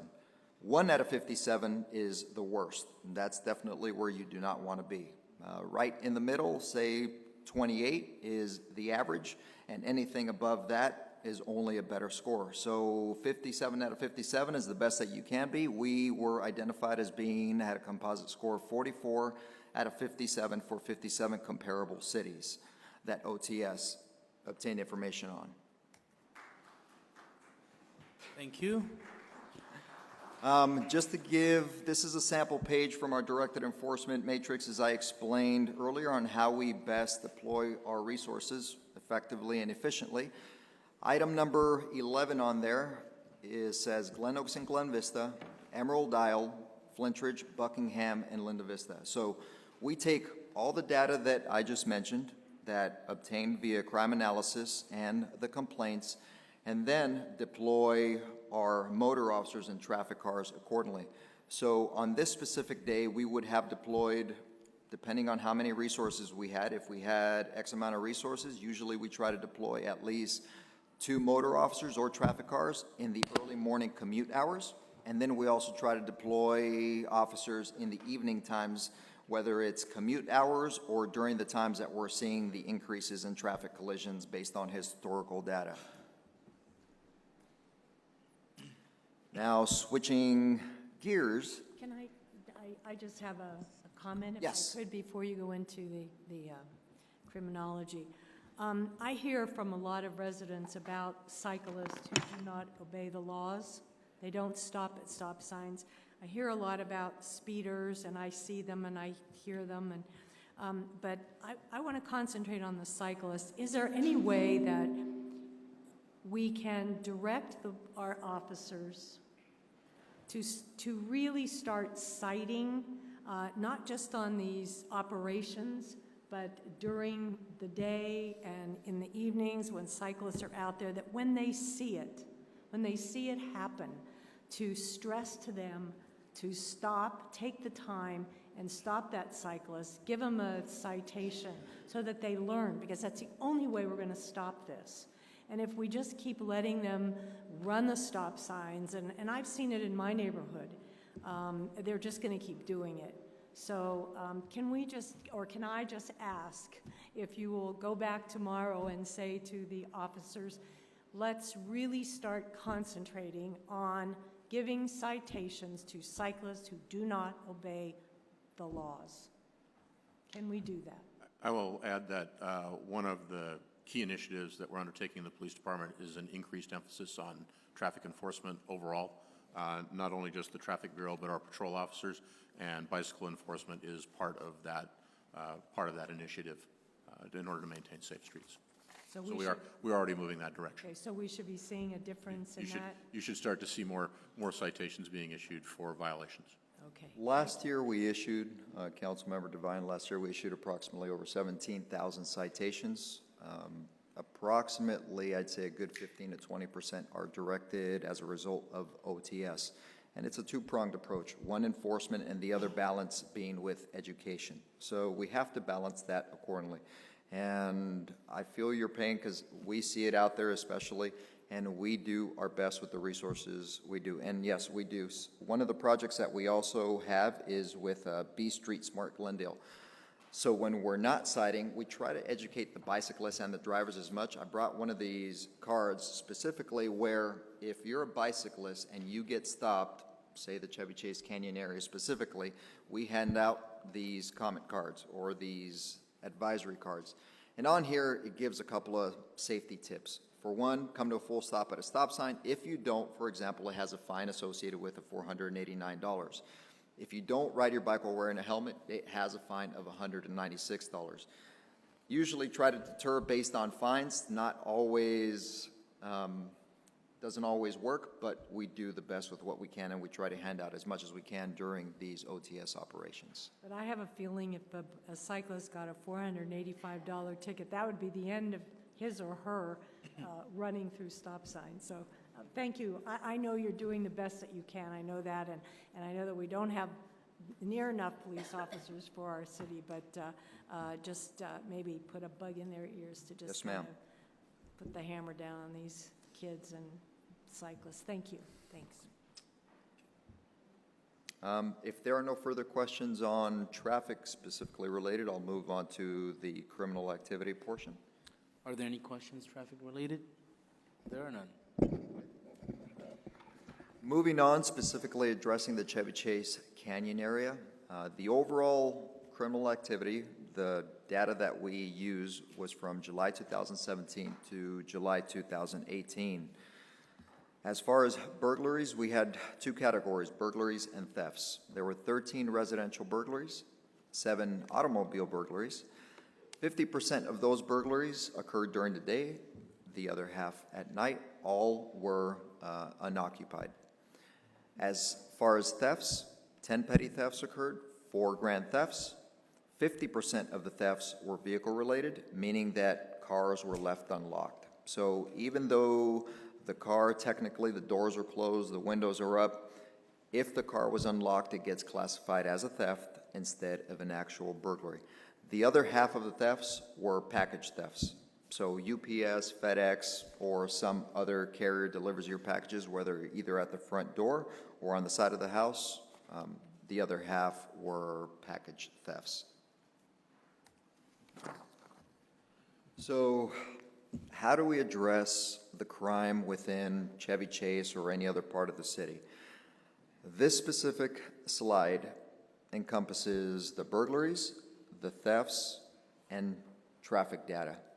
So our approach on this is a data-driven approach through traffic safety. And what we're trying to show and represent is by us being visible, being our motor officers, our traffic officers, and you could see the correlation with this map where we're doing traffic stops here in blue. It correlates or is in the general area of where we see the crimes. So what we're trying to do is drive that activity down by just through the simple fact of being a deterrent and being visible in that area. So the greens signify the thefts, and you see those around there. The red signify the burglaries, and as you can see within the map, we are right around the area where we need to be in addressing a lot of this activity. So again, as previously mentioned, we're trying to do the best with what we have in this specific area, as well as other parts throughout the city in high visibility. At the end of the day, we can only do so much. And we really rely on the community and the partnership in using the community as our eyes and ears as far as how we best can be effective. 30.7 square miles in the city is a large geographic region to cover. Whether it's Chevy Chase, on the north side, the south side, it's a lot of surface. So when I say we rely on the community, it's, you know, the purpose of this tonight, obviously, is to educate and bring awareness. Lock it. Ensure your car doors and all your doors in your residence are kept locked. Light it, whether you have motion lights. Technology now is a wonderful thing with Ring doorbells, Kuna lights, security cameras, as far as being able to capture all of that activity and being able to use it as a deterrent. From my conversations in dealing with criminals over my 20-course career, they will avoid a house that has all these features in place. The part that it doesn't mention in here is specifically dogs. Not little dogs, big dogs. So little dogs will create enough attention, hopefully, to get the attention of your next door neighbor, hopefully maybe someone within Neighborhood Watch or active on Nextdoor that can send out the alert. But it's light it and technology. Hide your valuables. It's more often than not when reviewing and reading reports, a backpack, a camera, a cell phone, a laptop was left visible and open. And it's just asking for trouble. So a thief walking by sees that as an opportunity, doesn't see anybody by, doesn't see anything that would offer a sense of deterrent, they go. Remove your valuables, close your garage door. That one kind of hits close to me, only because I often end up closing the door because my mother-in-law forgets to close it. And you think, oh, it's closed, but you can't assume. There's been times at night, for example, for me that I thought it was closed. I've gone down, and somehow someone left it open. So at night, we're sleeping, we're comfortable. Last thing we could think of, that's a means of getting in. And the last thing is report it. The luxury that we have within the city, I was talking to Jocelyn at the front row. She moved from the city of LA to Glendale. And one of the things that I mentioned to her is we are a very service-oriented agency. We really respond to your concerns and complaints within the city. Thankfully for us, and with the support of council, we have that luxury to go to these places and go to these calls that you might think are inconsequential, but at the end of the day, they're important. And if you don't say something, we can't do anything about it. So what we really try to preach is if you see something, say something. It's really important for you to pick up that phone or hail down that officer. We always assume that the person next door or your next door neighbor might have seen it. They made the phone call, or you don't want to disturb us. We're a 24/7 operation. We are here to serve you, the community. So if you see something, say something. And with that, any questions? Thank you very much. Yes, Councilmember Najarian. Thank you, Lieutenant.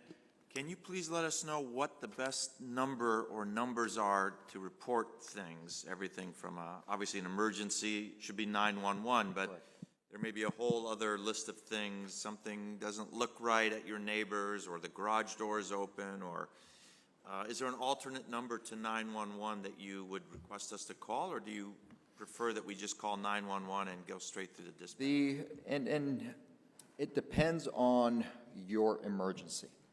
If you believe that it's not necessarily an emergency, you could look at it in the point of, it's something where I need an officer now, immediately. I want them to come full lights, siren, take all lights, because the urgency is there. But if that's not the case, and you're uncertain, or you want to just ask this question, or it kind of looks suspicious and doesn't rise to that level that I just previously mentioned, you can call 818-548-4911. That is our non-emergency for dealing or going, addressing those types of service calls. And I'll repeat the number again, 818-548-4911. Thank you. Thank you. Any other questions? We do have a speaker card on this item, and I'd like to invite Zach Grausom. Zach Grausom. 3 minutes. Wonderful. I'm not sure if I'll be able to ask a question and get an answer, but I live here in the canyon over on Linda Vista, and we've already discussed how bad the speeding and the bicycles and everything are. Wonderful that you have an initiative to address the bicycles, but when you look on Nextdoor and you talk to your neighbors and everything, there's kind of a feeling of helplessness. There's speeding's a constant problem. It's a one-way up, it's a one-way back. You could be driving the speed limit, maybe slightly above, and you will have people zooming around you at 45, 55, going around blind curves, everything else, and it's like, what can we do? Well, we'd love to have a police officer stationed on here more frequently to catch these people, and the more often you get caught by a police officer, the less likely you are to do it. But then we hear, oh, we don't have the resources, we don't have the money, we're not really sure what to do. It's not happening. So what specifically can we as residents do to try and convince the police department, the city council, I'm not sure who, to take more action other than we're working on it or we're trying? The gentleman who gave the presentation said that you are out in the canyon up in this area specifically. I'd love to know, how often are you out here? It seemed like you sort of had limited resources with this particular grant. Specifically, how often are you out here? So, because maybe I'm just missing it. I've lived here about 4 or 5 years. I've seen police officers stationed in the area twice. Certainly could have missed them, but love to know, again, some specifics as to what we can do and also how often you're out. Okay. Thank you, Mr. Grausom. So what can be done that hasn't been done, or not enough of it has been done? Have we saturated the area with enforcement? Have we sort of reached the critical mass beyond which there are diminishing returns in terms of stopping cars and ticketing them and just stopping them from doing bad things? I think part of it, to answer your question, is if you talk to Lieutenant Quintero, because what we're trying to do is manage our resources throughout the city. So the more specific information that we can have about the issue helps us deploy the resources. So it's not unusual for us to have someone say, it's all the time. But if I send somebody up at 3 in the afternoon and we actually do follow up on these, and our traffic bureau actually tracks the results from the enforcement activity, and so we try to tone it in. So if you have an issue and it's a particular day of week or time of day, and if you provide that information to Lieutenant Quintero on the Traffic Bureau, they can add that to the directed enforcement matrix, and we can focus in on the time when it's occurring, and then we can focus in on another area, so we can build that enforcement matrix out for the entire city and be more effective with the resources. OTS is just a sample of the resources that are available, and that allows us, outside of the funding that the city provides for our normal enforcement, because we bring people in on overtime for that, and they do nothing but enforcement. So, for example, if we're doing a bicycle operation, then the officers assigned to that do nothing but that traffic enforcement, just to make that point. And we're aware of the problem in the canyon, so we will come up in the canyon and do that. But when we say, if see something, say something, it is that type of information that would help us be more effective in partnership with you to make your neighborhood safer. The only other thing I will add to that is, generally in my history here, wherever I drew the boundary lines for looking at an issue, half the problem is homegrown. So if we look at an issue and we're talking about whether it's speed or that type of an issue, and we look at our citation issuance, half of them will be from the neighborhood. inside. So that part is also working with your neighbors and the kids and whoever else to, kind of bring some pressure to bear from a social perspective, going, hey, this is our neighborhood, and that will usually subside half of the issue. And just real quick to touch on some of it being a neighbor issue, the data that I looked up and reviewed, and I didn't mention specifically the Chevy Chase neighborhood area, 64% of those citations issued in that immediate area were related to people living within those 1.3 square miles.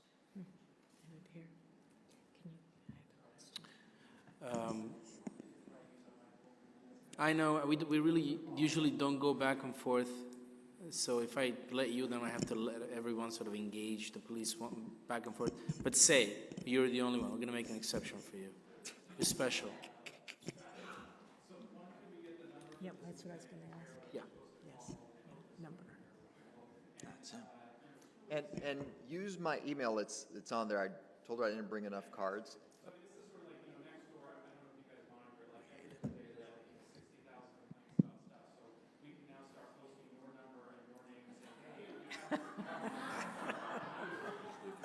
Do that. Do it. You can do that.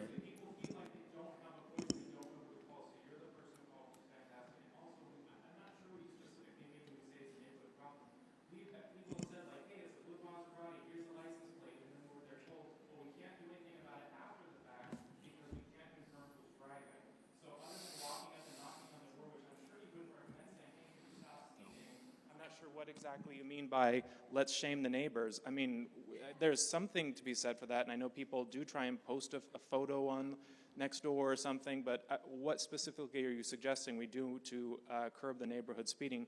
We do know who these people are, but then we tell you who they are and you say you can't do anything about it, perhaps understandably, but you're just suggesting that as a solution, so if you can speak more to that. Thank you. Is there a thing with Maseratis and speeding? Because this is the second.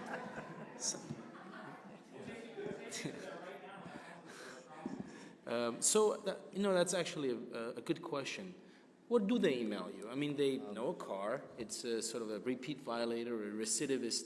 But if they tell you that, I don't know what if anything, you can do about it. So what is the information that makes it easier for you to be more effective? So in there enforcement? is and there is not.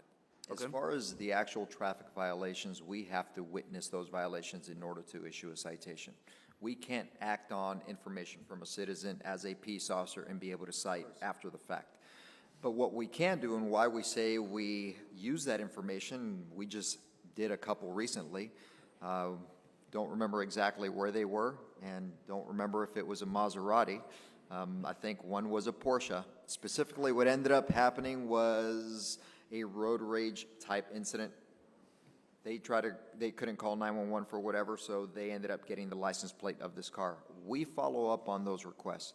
We will then review that information and see where that person resides. For the most part, even if they reside outside of Glendale, we generate a letter. We generate a letter usually saying, your vehicle at said time and date, based on information received, was seen driving this way. This is to bring it to your attention and awareness that your activity was documented. Should something happen in the future, this will be retained for our information. That's one. As far as shaming, as the gentleman placed it, we had one specific instance that was kind of unique, and it was, again, this one actually, I really think was a Maserati. It was a fast-moving car, and the person took a lot of pictures, did their homework, found them on social media somehow, think because it was related or connected to a business. And we followed up on that. We're able to get all the information associated with.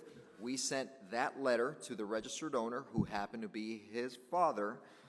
The father contacted us, was embarrassed and absolutely apologetic. Okay.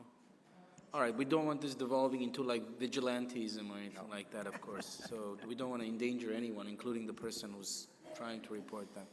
But thank you for that information. So we had our police chief as well as our traffic bureau chief both here answering your questions.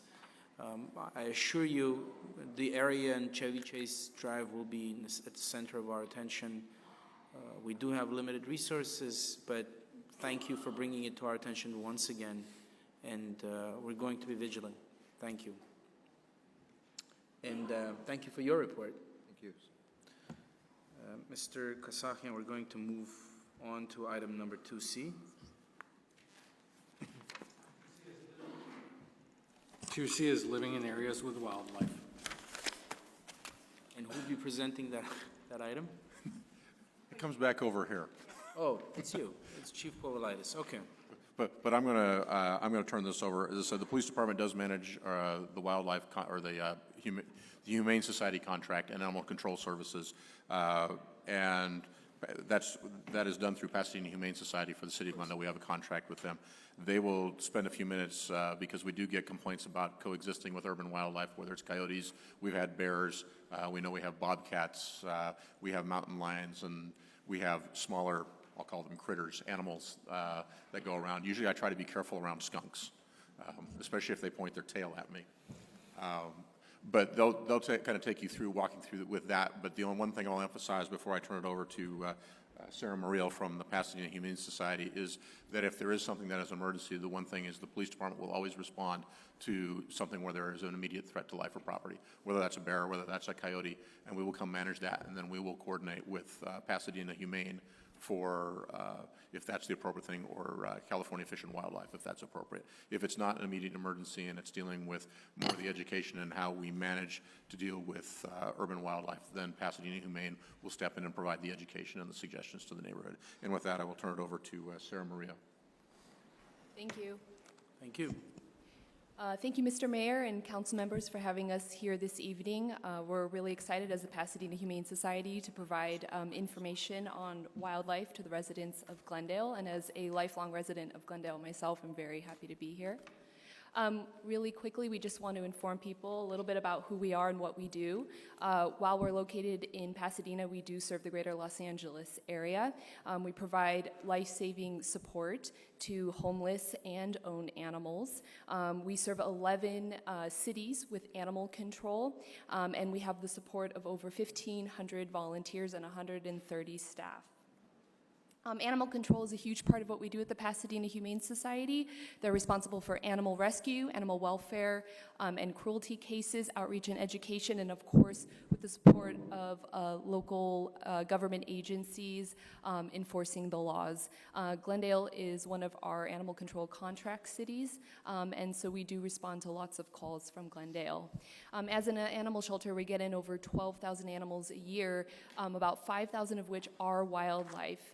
And in addition to serving those animals, we do also adoptions, and we have an in-house clinic for our animals. One of the things that we're very proud of are our basic wellness services for pets, which include low-cost and no-cost spay and neuter, microchipping, and we take those services out into the community as well. Programs for us range everything from kids workshops to a free behavior helpline, as well as a TV show that we do called Animals and Friends. Before I hand it over to, thank you, Lauren Hamlet, our wildlife expert, I do want to let you know that PHS does deal with thousands of sick, injured, and orphaned wildlife every year. We're the only shelter in Southern California to possess state and federal wildlife permits, and we do facilitate wildlife transfer to appropriate rehabilitation centers. At this point, I'm going to turn it over to Lauren Hamlet, our wildlife coordinator. Hi, thanks for having us. Basically what we do as far as wildlife goes is we can pick up sick and injured animals from within our service areas. We do not trap or relocate wildlife. We do not pick up wildlife unless it is sick, injured, or has bitten somebody. We're not responsible for those predator species, that's fish and wildlife, but we do work closely with them if they need our help out in the field. We mostly focus on education, understanding wild behaviors and instincts. We have tips, classes, presentations like the one we're giving today. And this is one of our examples of the education we offer. This can be found online. What to do if you find a baby bird, what to do if you find a baby mammal, like squirrels. Squirrel season is right now. And these are the various wildlife we often see, so raccoons, skunks, squirrels, deer, and those bigger ones like mountain lions and bobcats as well. Typically, the damage that's done from these animals is things like pulling up sod, digging for resources, eating stuff out of the trash, jumping on your cars, just making a mess, right? So, some examples. Lots of animals like bird feeders. So if you don't want those wildlife in your yard, that's one fast and easy way to get rid of them. So removing the resources is basically what it comes down to.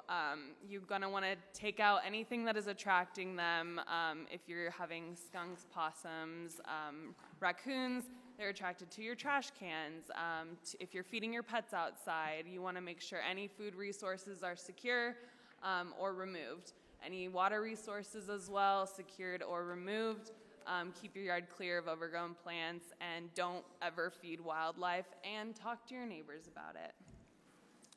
Good deterrents are grub sprays, planting spearmints. There's lots of different plants you can plant. Cayenne pepper is a good taste deterrent, so you can spray that mixed with water on different things to prevent squirrels and animals such as that from eating and chewing on things.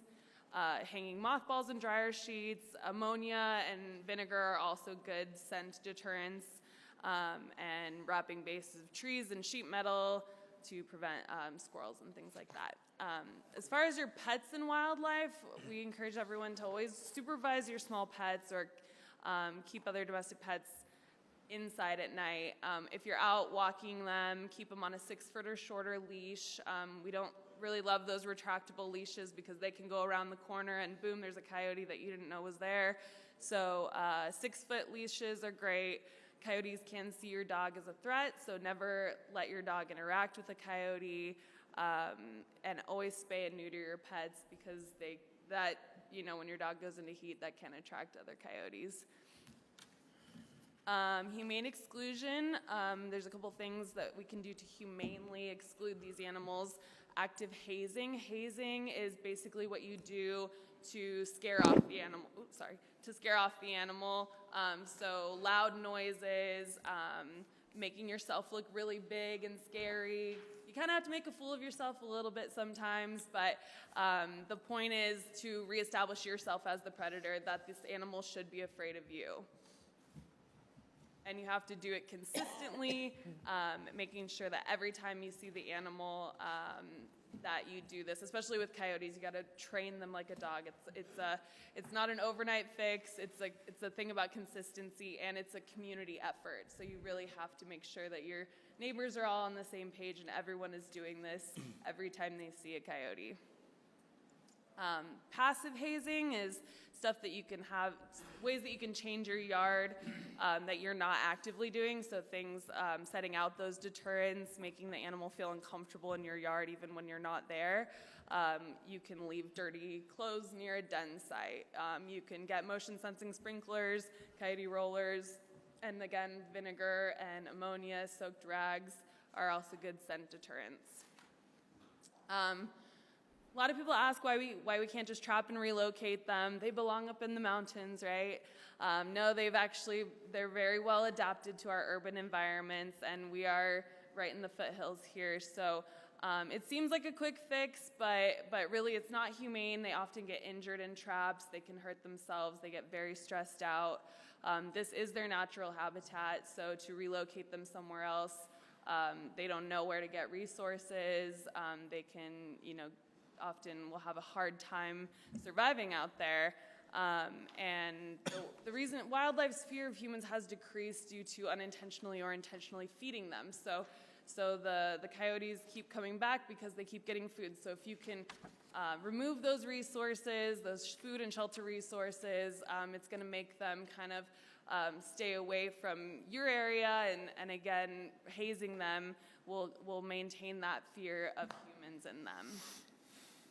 So if there's immediate danger, of course, always contact 911. If you just see an animal that's causing damage to your property, or it's stuck somewhere under your house, maybe you need help coexisting, please call me, and that's the Pasadena Humane Society Animal Control Dispatch number there, extension 102. My office is 110, so that's more nuisance wildlife. For concerns about brazen wildlife, you can call the Department of Fish and Wildlife at that number, and then those are a couple of good websites. I know also the City of Glendale has a reporting system online for wildlife, so utilize that as well. That's a really good resource too. And you want to finish this off? If you're interested in getting a little bit more involved with the Pasadena Humane Society, we have information there. And if you think of an email that you'd like to send us at some point, hello@pasadenahumane.org is our email address. At this point. Okay, thank you very much. Any questions? Yes, Mr. Nigerian? Okay, so we have a big fight at my dad's house because he has one of those humane traps. He gets a skunk about every week. And we won't let him dispose of it. So he puts it in the trunk of his car and drives it to La Cañada and sets it free in La Cañada. My husband does. Wow. If he called that number, do you deal with animals that small? I mean, at the skunk level, or is it higher? Yeah, we definitely, so we encourage humane exclusion, so we... I think he's crazy. I mean, one spray and that car is useless, right? You got a skunk car. Well, the thing with that is he's creating a vacuum effect instead of solving the problem that's attracting the skunks to the area. It's his fig trees and his fruit trees, and he's not giving those up. So if he can figure out a way to keep that fruit, pick it as soon as it's ripe, call the local Boy Scouts to come clear the fruit off the trees. Otherwise, if you keep having the resource there, he's just going to get more and more skunks. So we don't relocate wildlife. That's perfectly healthy. We can come assist you in opening the cage. If he's afraid to open it and let it out, we will send an officer out to come and assist and show you how to safely do that. But we don't relocate them. So don't put a trap out. I mean, that is, those humane traps are not... The humane exclusion techniques, and there's way more information on our website. You can have him call me, and I'm happy to talk to him about... I will do that. We can send an officer out to his backyard, and we can have someone go out and, evaluate the yard and see. This is another thing that maybe... maybe he just needs a fresh pair of eyes to see what is attracting all. Because that's a big problem. I mean, they might not make it to their 61st wedding anniversary. I think this is a real problem in our family. But thank you. Absolutely. We're happy to come out and help with that. And that offer is available to any resident of Glendale. We'd be happy to come out and do property consultations for wildlife. Thank you. And Ara, it's probably the same skunk that makes its way back from La Cañada. It probably is. Any other questions or comments? If you have skunk problem, I'm sorry. Take the microphone, but make sure to fill out a card afterwards, please. No, that's what I'm saying. I'm saying ask the question. Just make sure to fill out a card afterwards. Okay. That's all I'm saying. All right, sorry. In the past, Humane Society officers have come up to my house to pick up rattlesnakes that I've captured in my yard. Do you still do that? If the rattlesnake is posing immediate danger to someone, we can send an officer out. But if it's just hanging out in the yard, not bothering anybody, we're not going to relocate those. Well, these are instances I've caught them in put them in boxes, and then they've come out and relocated them. So an officer would come out and just help you open the box to let it back out. Well, in the past, they've taken them and relocated them. Right, so we don't relocate healthy wildlife anymore. That's been a change to our policies. Okay, that's what I'm asking. Thank you. Maybe we can call Councilmember Najarian's father. We'll take him to La Cañada. Okay, so I have a, I especially when I lived back in Emerald Isle, one day I was walking on Emerald Isle, very close to where it intersects Chevy Chase. Early morning, I was doing my walk and saw a deer that was wobbling and clearly in pain. And then I noticed that the bottom part of its front hoof or the foot was almost severed. So I don't know if it had been gored or it had been hit by a car. And Stuck in a fence. yeah, and I called the Pasadena Humane Society. This was about 10 years ago. And they told me, oh, well, where is it? Where is it? I said, listen, I'm going to stand. I'm going to wait. I'll guide you. Because it wobbled its way into what it perceived to be a safe area in someone's driveway. And you guys showed up. I think it was a young lady with with the equipment in a car, and very efficiently, very gently, very fast, that animal was transported away to safety, I assume. So it was kind of a very heartwarming and nice experience. Yeah, that was nice. So you guys do awesome work. But we do have, an animal problem in Glendale. We do. I was driving on Glen Oaks just last week, daytime, and there was a pack of about 7 coyotes in the middle of the day, crossing Glen Oaks Boulevard. That's like, a freeway. And these animals were crossing like they owned the place. So I don't know where this is going. Well, continue to haze them every time you see them, like we were talking about. Yeah, so making yourself look big and scary. Right. And that way they continue to remain fearful of humans. I know. I mean, this is on Glen Oaks. I was in a car. Yeah. Cars were driving, and this tribe of a pack of yeah, they're coyotes are really well adapted to Yeah. the urban environment, and that is because of either on purpose or inadvertent feedings. So making sure trash cans are secured, that you're not feeding your pets outside, all those kinds of things, to deter them from coming onto our property. Ms. Devine? Yeah, and I think we're seeing more bobcats these I have been days. getting a lot more bobcats actually Yes, this yeah. summer, this call. Yeah. I had quite a scare because there were 2 kittens in our backyard, so I went out to take a picture of them. Well, that is not what you do. And the mother, she went into mother mode and just scared me pretty well. So yeah, so bobcats, you just make yourself big. Yeah, haze them the same way you would a coyote. Okay, great. Thanks for the info. So thank you for the report, and thank you for what you do. And periodically do come back and give us updates and give our residents and us instructions on how to deal with wildlife. Okay, thank you very much. We're going to move on to the next item, which is item 2D. D, brush clearance and fire hazard mitigation. We have our chiefs here.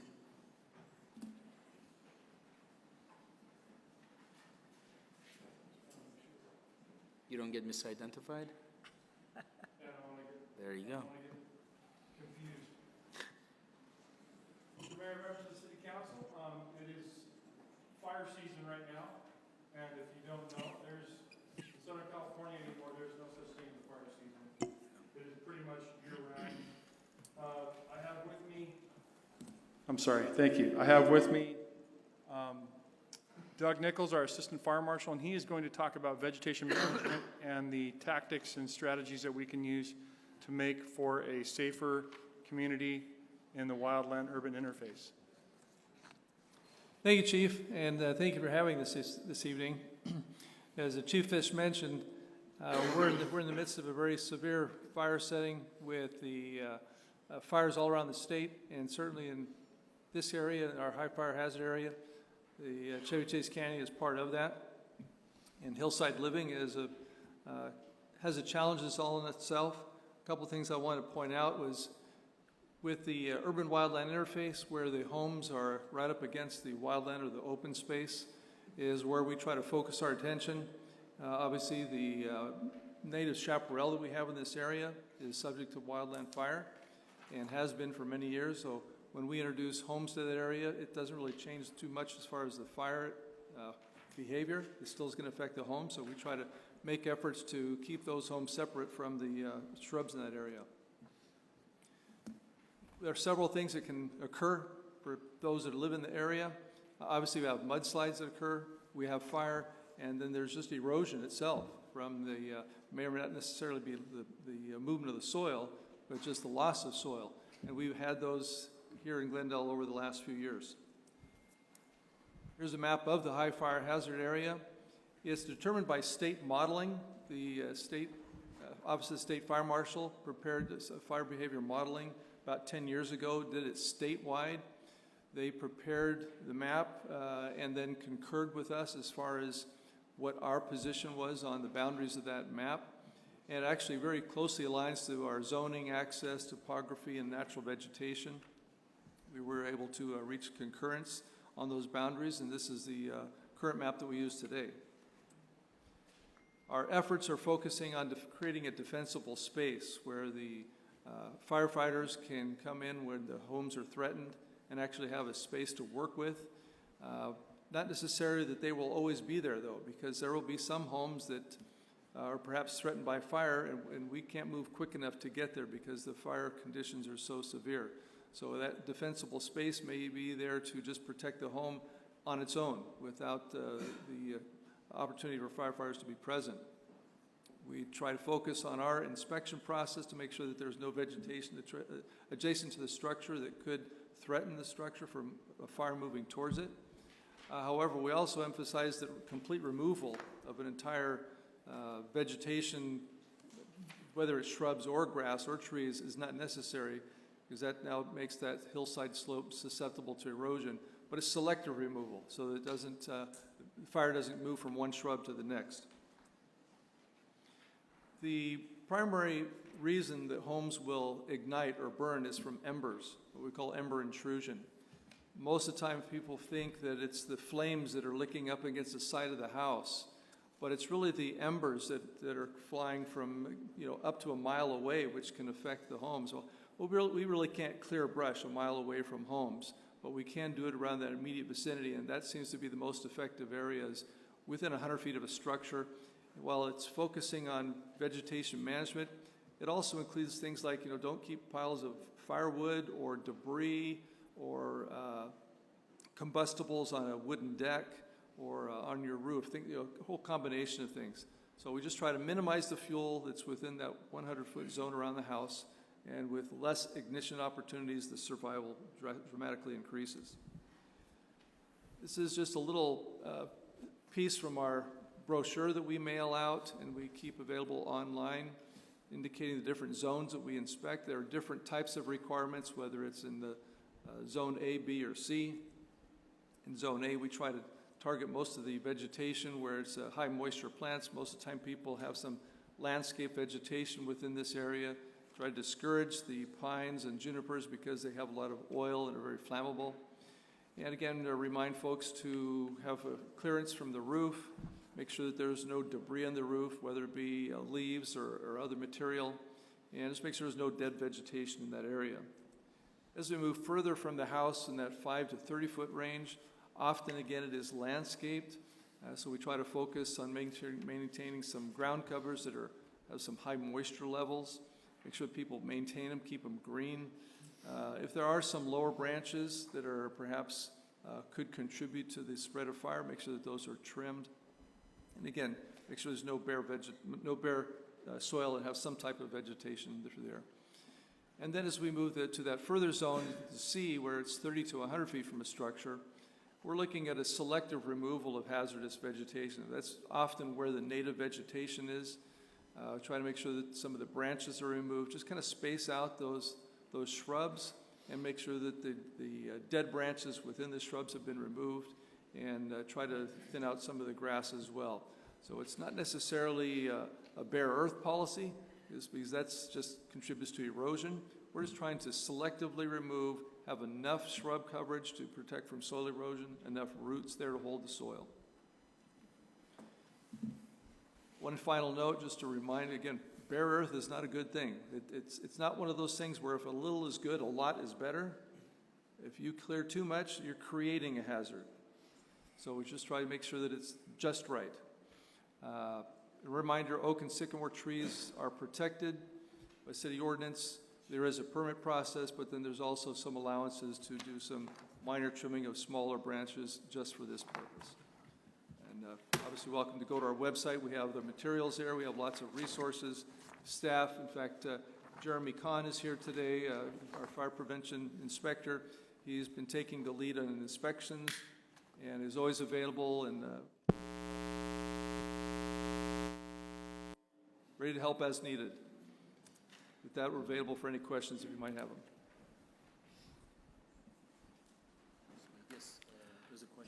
Yes, thank you for your report. What do you mean by bare earth is bad? What is the, you said too much is not good, but too little is not good either. What do you mean by bare earth is bad? Well, a lot of times folks will think if we've asked them to do some brush clearance, that it's clear. And that's why we try to say, well, no, it's hazardous vegetation that we're concerned about.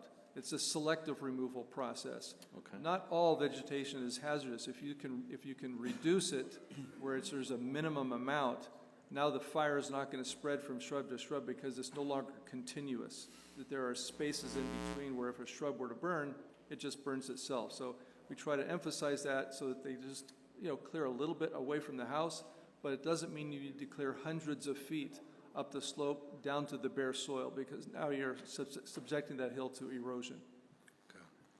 And how do you protect your house in an area like Chevy Chase? With the beauty of this area is the trees. Most of the houses are tucked into the hill, and there are lots of trees around it. Vertigo Woodlands is the same way. How do you protect your house in an area like this, which is high fire hazard area?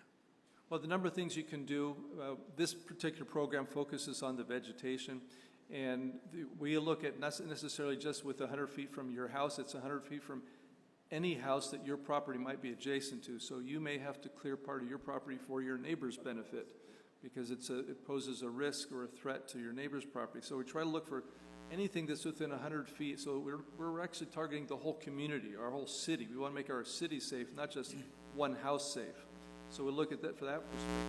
There are other things that homeowners can do for their house themselves. It's not really part of the vegetation management program, but you can what we call harden your house, where if you want to change the siding on it to make sure that it's more fire safe, the roofing, the windows, the decking, a lot of opportunities for improvement of the house structure itself. And we can certainly help with that if someone wants to take that extra effort. It's addressed in the new codes, but because Chevy Chase is an older community, the new codes don't affect it too much. So there's still many opportunities that people can take. Thank you. Okay, thank you, sir. Any other questions? We have no questions, but we do have a speaker card from Nan Flett. Nan Flett. And we may have lost that speaker. Okay. Yes. I wanted to Ms. mention. Devine? My microphone on now? Yes. Okay, thank you. I wanted to mention that I received an email about signs here in the canyon. I'm sorry? Can you share with someone else? The two. I think I'm allergic to these things. I don't know. I guess it's working better than mine. I recently received an email from Brian, who's Chevy Chase, I think he's the Homeowners Association president, about signs here in the canyon, fire signs, and about whether it was they were enforceable. And we checked on that, and City Manager Beers, would you give us a report on what's been going on? Mr. Mayor, members of the City Council, Councilmember Devine, yes. We were asked this question, I believe, last week regarding the fire code signs that are in place in high fire danger areas. And the California Fire Code is cited on the actual signs, and they are, what we found out, enforceable by Glendale Police, because the fire code was recently amended and it was placed into our building and safety code. That's why the police department is able to cite if there are issues. And so we were able to answer Mr. Duran's questions, and if anybody else was wondering, you also know as well, it is a citable offense. Thank you. Okay, thank you. We do have another speaker, James Ward.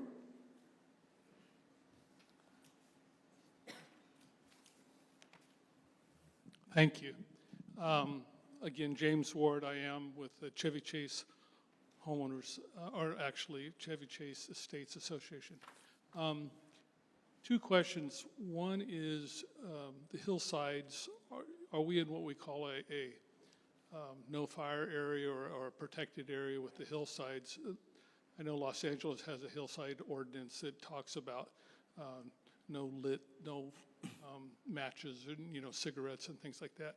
The other question I have is having to do with roadside clearance. You talked about houses, but I know in some places there's like a 10-foot clearance on both sides of the road. Since we do have chaparral hills that come directly right down to the road, Mountain Road is one example, Chevy Chase up the canyon. And right now there's a very noxious weed that is growing in this area. It's a fountain grass that grows about 3 to 4 feet high, and in the fall it dries out and is very tender. And a lot of people do flick cigarettes out of their cars and things of this nature. So it may be a source for a fire. I know that we talked about fire prevention, but maybe some type of budget within the city to be able to do roadside clearance within the fire danger areas, hillsides. Thank you, Mr. Ward. I'll be happy to address that. It's a very good point. Thank you for bringing that up. Our ordinance actually does include roadside clearance as well. It's not just for homes. And the joy and, I guess, benefit, but also the burden of owning lots of open space on the city is we get the opportunity to maintain that. And so we actually have budgeted funds, and we use our youth program, actually. GYA does a lot of the work for us to do some of the roadside clearance. We also have a contract with the County of Los Angeles Weed Abatement Division that does some of the, what we call heavy lifting. If they need to get the chainsaws or large shrubs, they will take care of that for us. So as the largest landowner in the city, with a lot of the open space, we are actually doing a lot of clearance on open space for homeowners throughout the city, and a lot of that includes the roadside clearance. So we are inspecting that. We call our own ticket many, many times and make sure that we're doing as much, if not more, than what we expect the homeowners to do as well. Okay, thank you. Any other questions?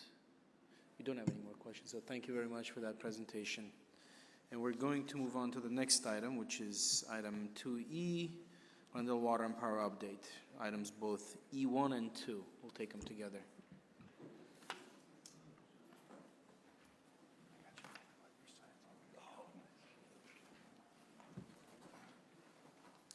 Good evening, Mr. Mayor, members of the council.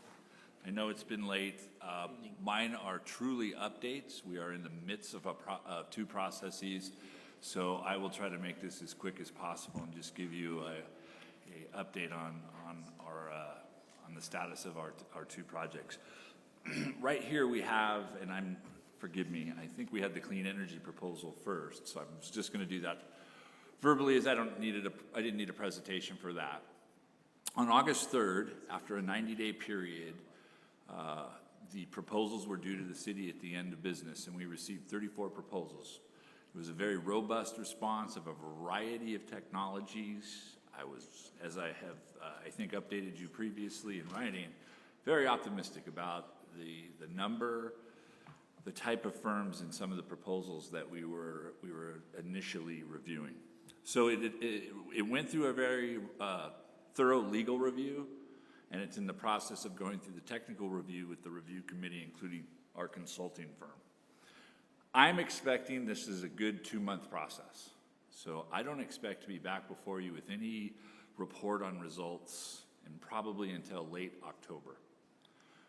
Again, I think, as I noted to you and Ms. Beers, I'm not rushing it. So if it takes a little longer, we'll take a little longer. We want to make sure that the process is very thorough. We want to make sure that the process looks at all of the different opportunities that are there. And I will tell you, we have a variety of different technologies. But as you know, we left this RFP pretty wide open as far as what technologies could be proposed. And I'm looking for those that best meet the objectives of Glendale. Not that meet the best objectives of Southern California Edison or any other utility, but Glendale. So in that manner, we will look at those. And again, I'm very optimistic that we will find one or more or several, is my hope, projects that we can incorporate into our power supply portfolio and help us replace some of the thermal generation that we were intending to rely on. So I will keep you posted on that as the process goes forward. I will provide Ms. Beers with probably at least every 2 or 3 weeks with an update on where we are, and if the project schedule or the review schedule is staying true If for any reason it's going to be extended, I will also inform her of that so that you'll be aware of that as well. So with that, that's how the process has gone, and I think it's gone very well. Yes, ma'am. Question, of the 34 proposals, were there any for demand response? We did have some demand response, but again, our process is wide open. So if we get no demand response but meet our objectives, so be it. If we get all demand response and meet our objectives, so be that. We have not pinned this to any one type of technology. Okay. Any questions? Very well. Going to take some speakers, and we'll start with Owen Lewis, followed by Joan Morris. Should I go through this portion as well? Because well, that's what I was hoping. So hold on a second. I was hoping let's just give a full report, and then we'll take the speakers. Right. Because it's hard to tell exactly which item there. I can only tell because the two names that you mentioned, I think they are more interested in the biogas project than they would be in the clean energy project. Although I'm not saying they aren't, I just think this one's a little nearer and dearer to their heart. So on the proposed biogas renewable generation project, as you know, we took our final mitigated negative declaration to the Planning Commission on March 21st. And their recommendation was essentially not to approve it, but to encourage us, I guess you might say, to pursue a full EIR. Council ratified that, if you will, by giving that direction to us as staff, and then we began to embark on that particular process. And just as a little bit, and I will go quickly through these because this is all redundant, it's all old material. This is the Shoal Canyon Gas Processing Facility today and the flaring site at the landfill, and this is where the new facility will also be located. We'll actually extend a little bit towards what it would be our right as we go past into a vacant area that's there where they currently have storage. This is a little bit more of an aerial view. That outlined area is the biogas processing facility. The flares would stay regardless of the project. And again, this is just more of a colored map. It shows kind of where the proposed project would go. And it's a series of reciprocating engines where the landfill gas, the biogas would be combusted and produce 12 megawatts of renewable green electricity that would be put into our grid system. We have the access point there, and that would go towards our RPS and our furthering of our greening of our utility. Project benefits, and again, we've gone over these many times. It's green electricity. We're effectively destroying the methane content, which is a primary constituent causing greenhouse gas emissions. We enhance our renewable portfolio standard where we're not getting that credit today because we're blending that gas at Grayson. And Grayson is absolutely not the place to be combusting that gas, and I think we found that out even more so recently when we've done more detailed emissions testing. As I had said, we can put it right into our grid and existing transmission facilities that we have there. We no longer have to pipe gas 5.5 miles through the city. And this is a cleaner burning option at the landfill per the AQMD. And we would definitely be reducing emissions at our Grayson power plant. We don't need to go through there. The estimated costs, that remains at about $30 million. This is a valuable commodity, greenhouse or landfill gas, biogas. And so based on the cost of the renewable value, carbon credit offsets, not burning fossil fuel, the return on investment for this project is less than 10 years, about 8 years. This is really the key slide, and that's where are we now and where are we going?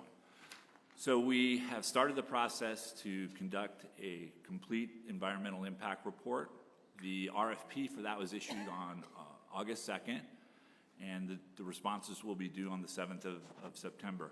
And as you can see here, again, we aren't rushing anything. We expect a very robust and rather lengthy process, and I don't see any reason why we wouldn't probably be back here until a year from now, early September with the results. Hopefully it's a little bit sooner, but I'm saying 9 to 12 months. And that process, as you know, will be We will go back over everything from initial studies to public presentations, to public comment, to responses to those comments, to re-looking at all of the different aspects. But I think most importantly, for a lot of people, the real difference in the EIR was the evaluation of alternatives to the proposal. And that's what a lot of people had been interested in. So we will go through that process as well and look at any alternatives that may be available, vet those properly, and include those in the final documentation. So that is the schedule. We've got a lot of work ahead of us. We will keep, again, Ms. Beers posted and you posted on our progress. If any of that changes regarding the schedule, we will definitely let you know. But again, we've got some time before we see this reemerge for you to consider and make a decision. So with that, Mr. Mayor, I'm ready to answer questions. Okay, let's start with questions. Colleagues, questions? Yeah, Mr. Carpetian? No, oh, you didn't, I'm sorry. No questions. Let's go to speakers. So we'll go back to Mr. Owen Lewis, followed by Joan Morris.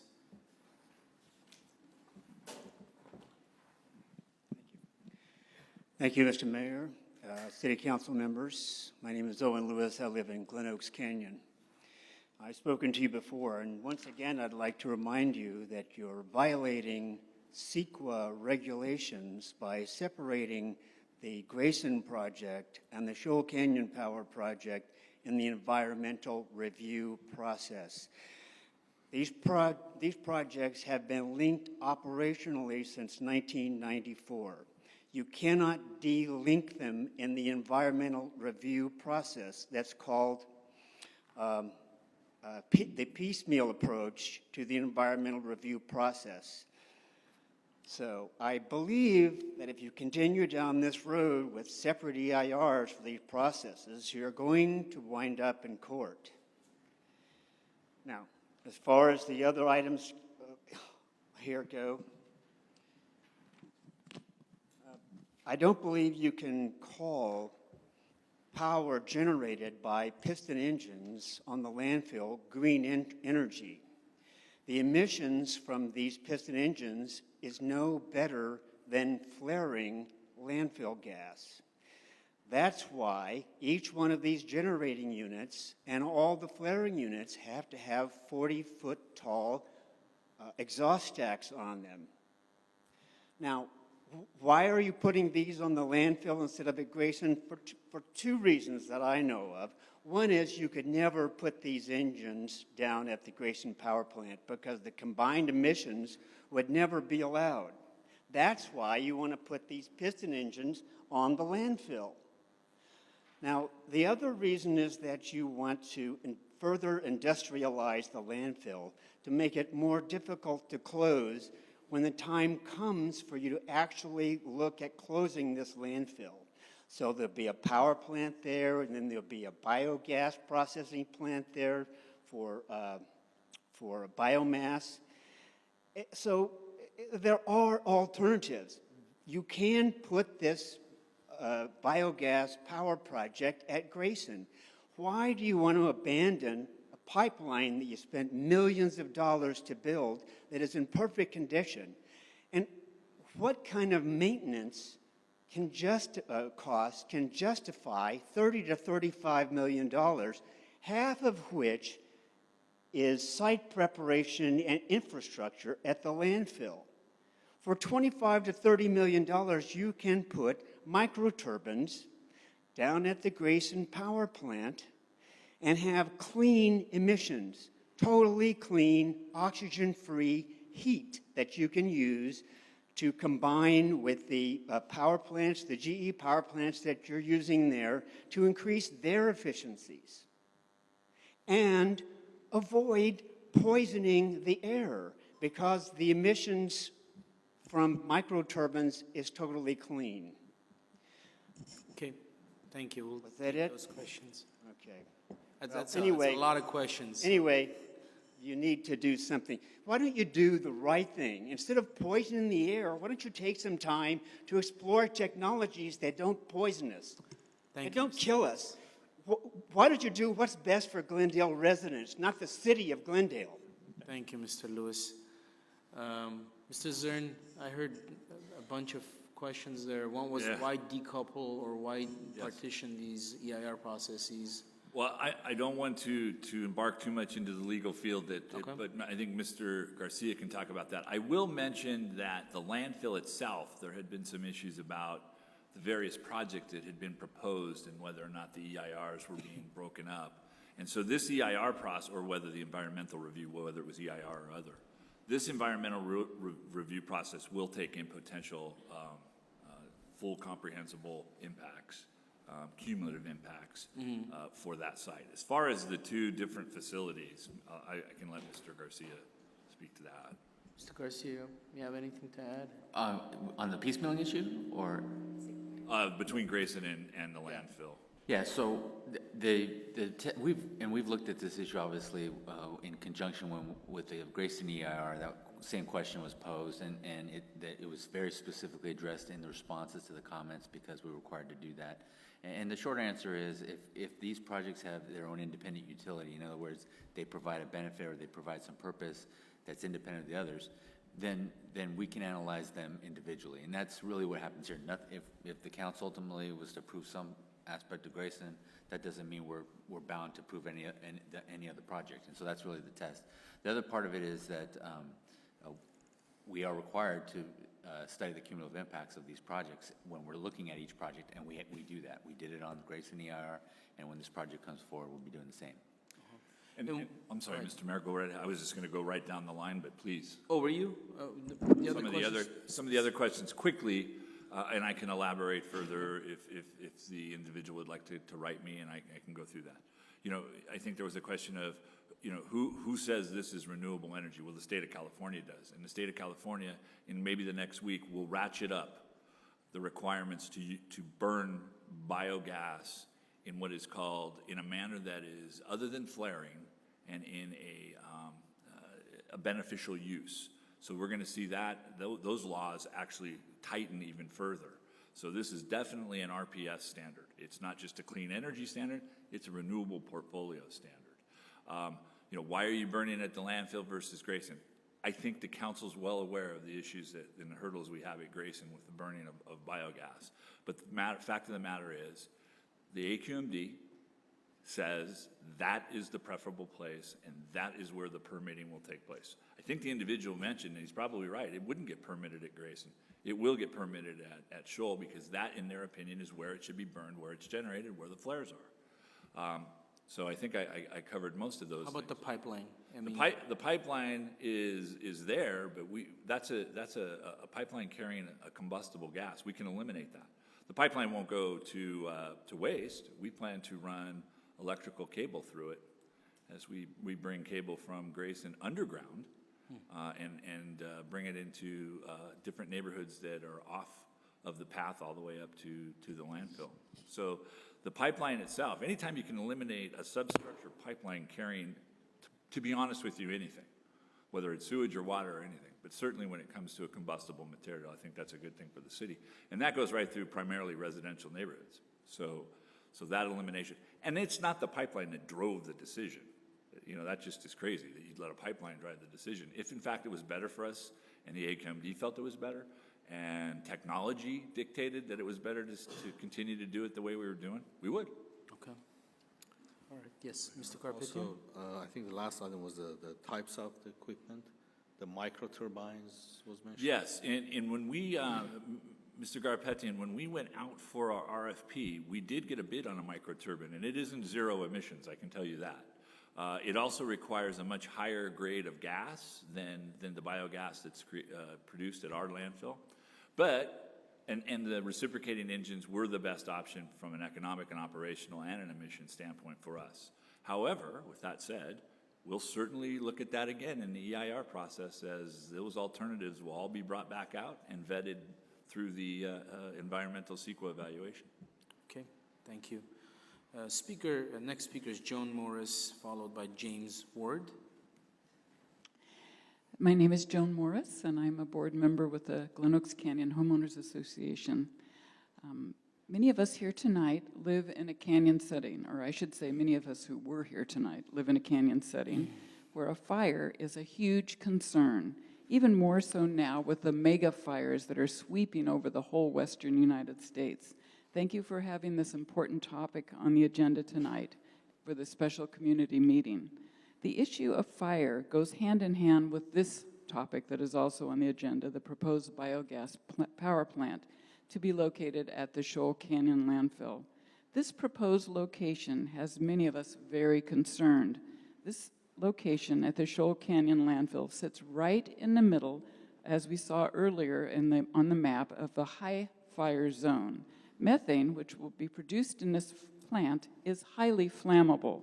We see how fires spread these days, and putting a plant that produces a highly flammable product in the middle of a fire zone seems extremely hazardous.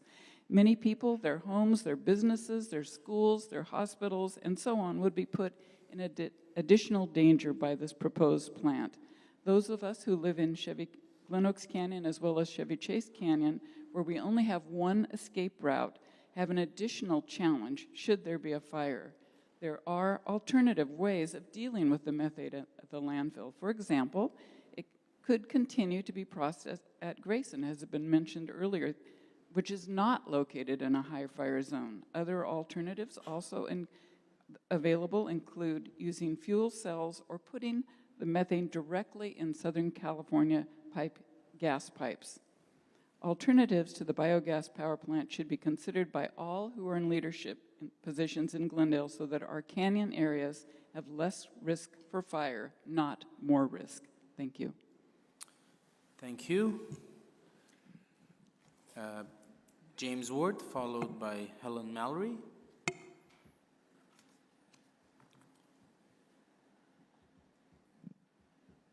Hello. Hello again, James Ward, Chevy Chase Estates Association.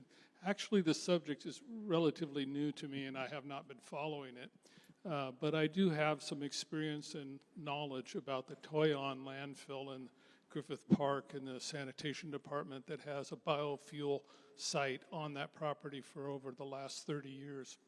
And what happened in that facility is you have to realize that a landfill is not a definite and ever-ending source of methane gas. And what the city did in Los Angeles was they had a contractor that was operating the biofuel site and supplying a certain amount of revenue and electricity from that site. And as the methane gas started to drop in quality and quantity, they had to put a 6-inch gas line from the gas company basically up to the power plant to subsidize the methane gas to keep the revenue coming in from that power plant. So this power plant then became offline as far as being a methane gas only site.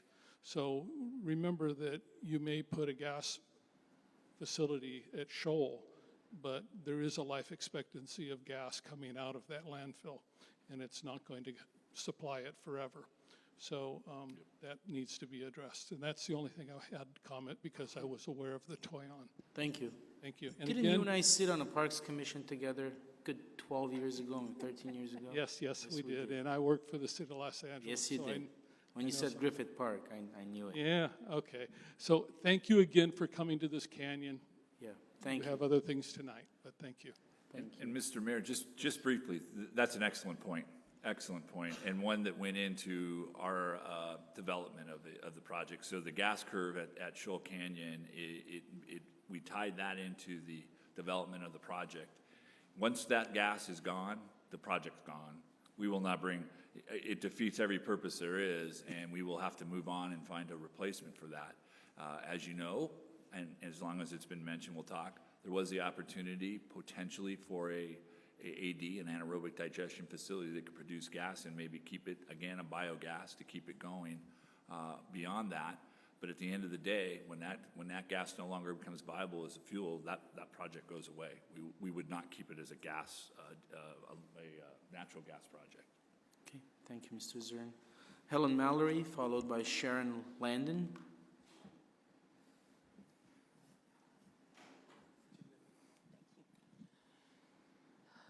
It's hard to believe that Glenoaks Canyon landfill was once a canyon just like this, only it had a river running through it.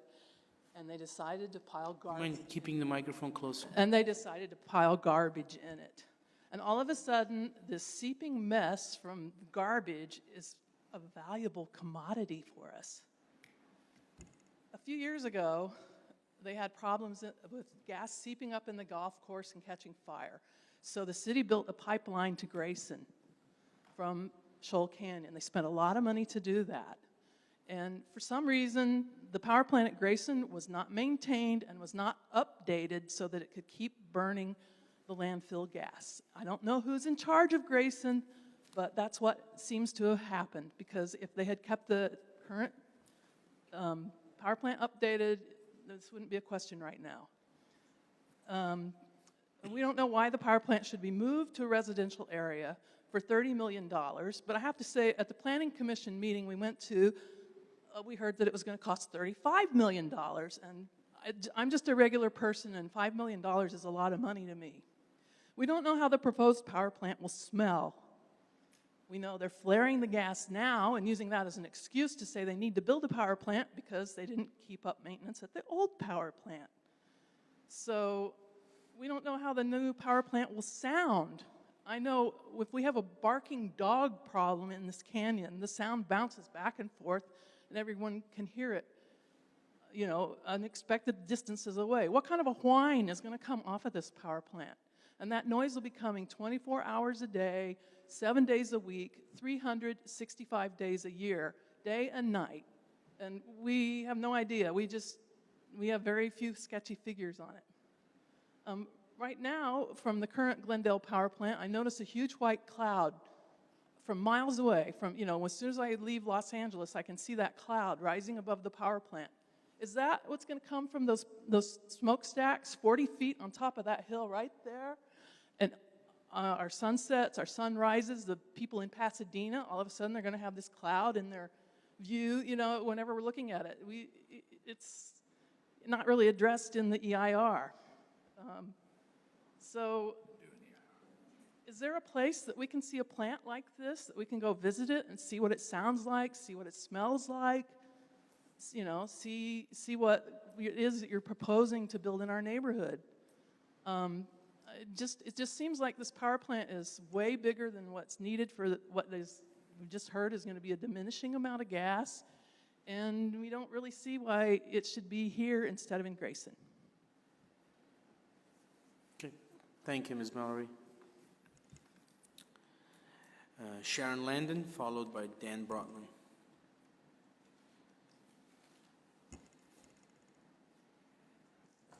Good evening, council members. Good evening. My name is Sharon Lundeen. The Glendale landfill and proposed biogas plant is surrounded, as you know, by Chevy Chase Canyon, Glen Oaks Canyon, Eagle Rock, and the Linda Vista Annandale communities. We know that something needs to be done with the landfill methane. Flaring is not an option. We know that the Grayson power plant, as is, cannot process the methane. However, we know that the pipes which currently transport the methane from Shoal to Grayson are viable and considered relatively new pipes, which cost the city millions of dollars. Landfills and power plants are among the greatest emitters of pollutants. The proposed power plant will emit criteria pollutants which exceed AQMD thresholds.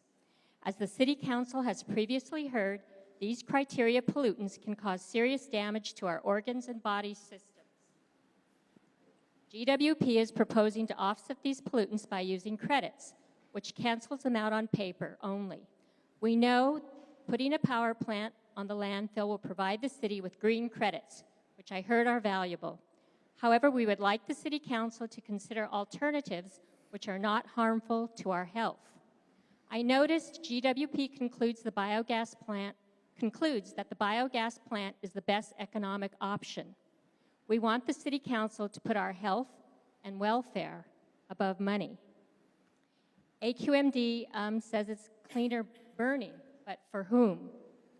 Also, when you say, Mr. Zern, that AQMD says this is a preferable option, when I spoke to AQMD, which I spoke to the head of the CEQA, and I spoke to, I emailed Ken Matsuda, who's the engineer, I believe the engineer for this project, they said that they just look at whatever is submitted to them, and they do not take sides. You know, it's up to the city to decide, and not for them to decide which is preferable.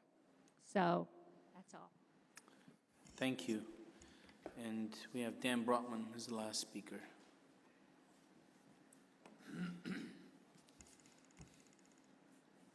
20 minutes.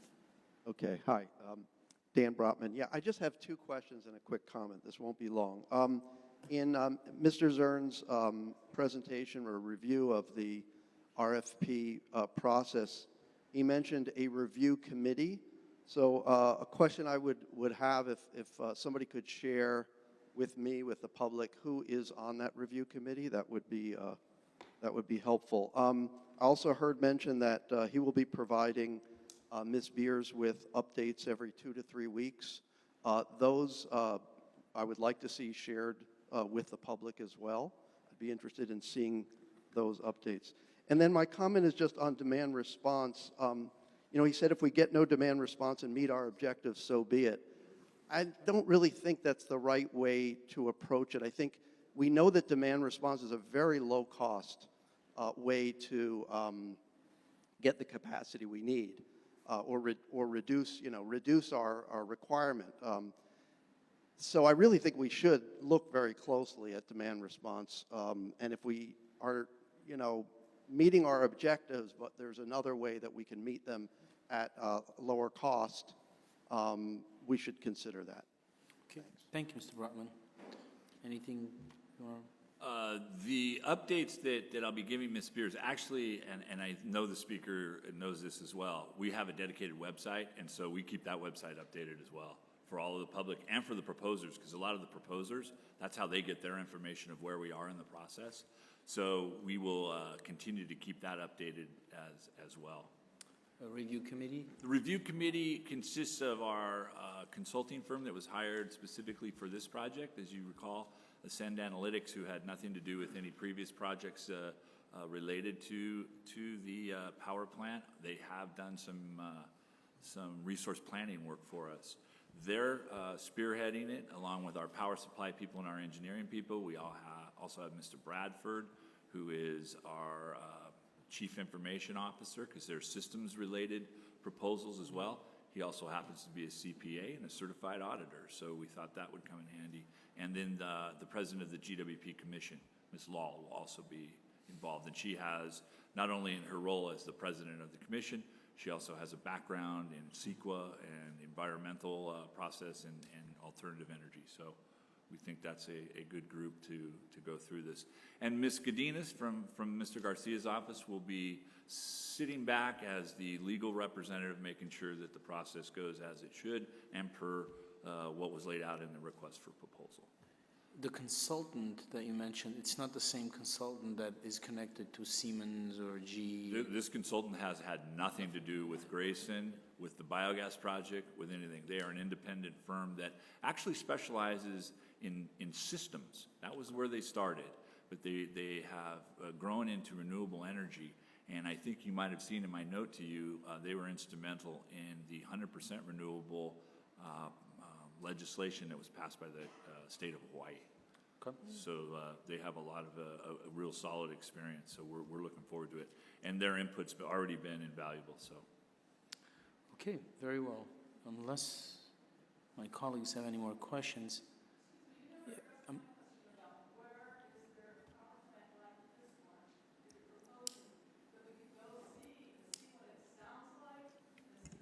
Okay. I will try to find one that best meets what we're proposing. Oh, I've seen this equipment in operation. I've seen equipment at a landfill in operation. But if you're looking for as close to what we're proposing, I'll have to double check on that. Okay. You don't care how far you have to go, right? Yes. Thank you. All right, so you got it. You'll get that information.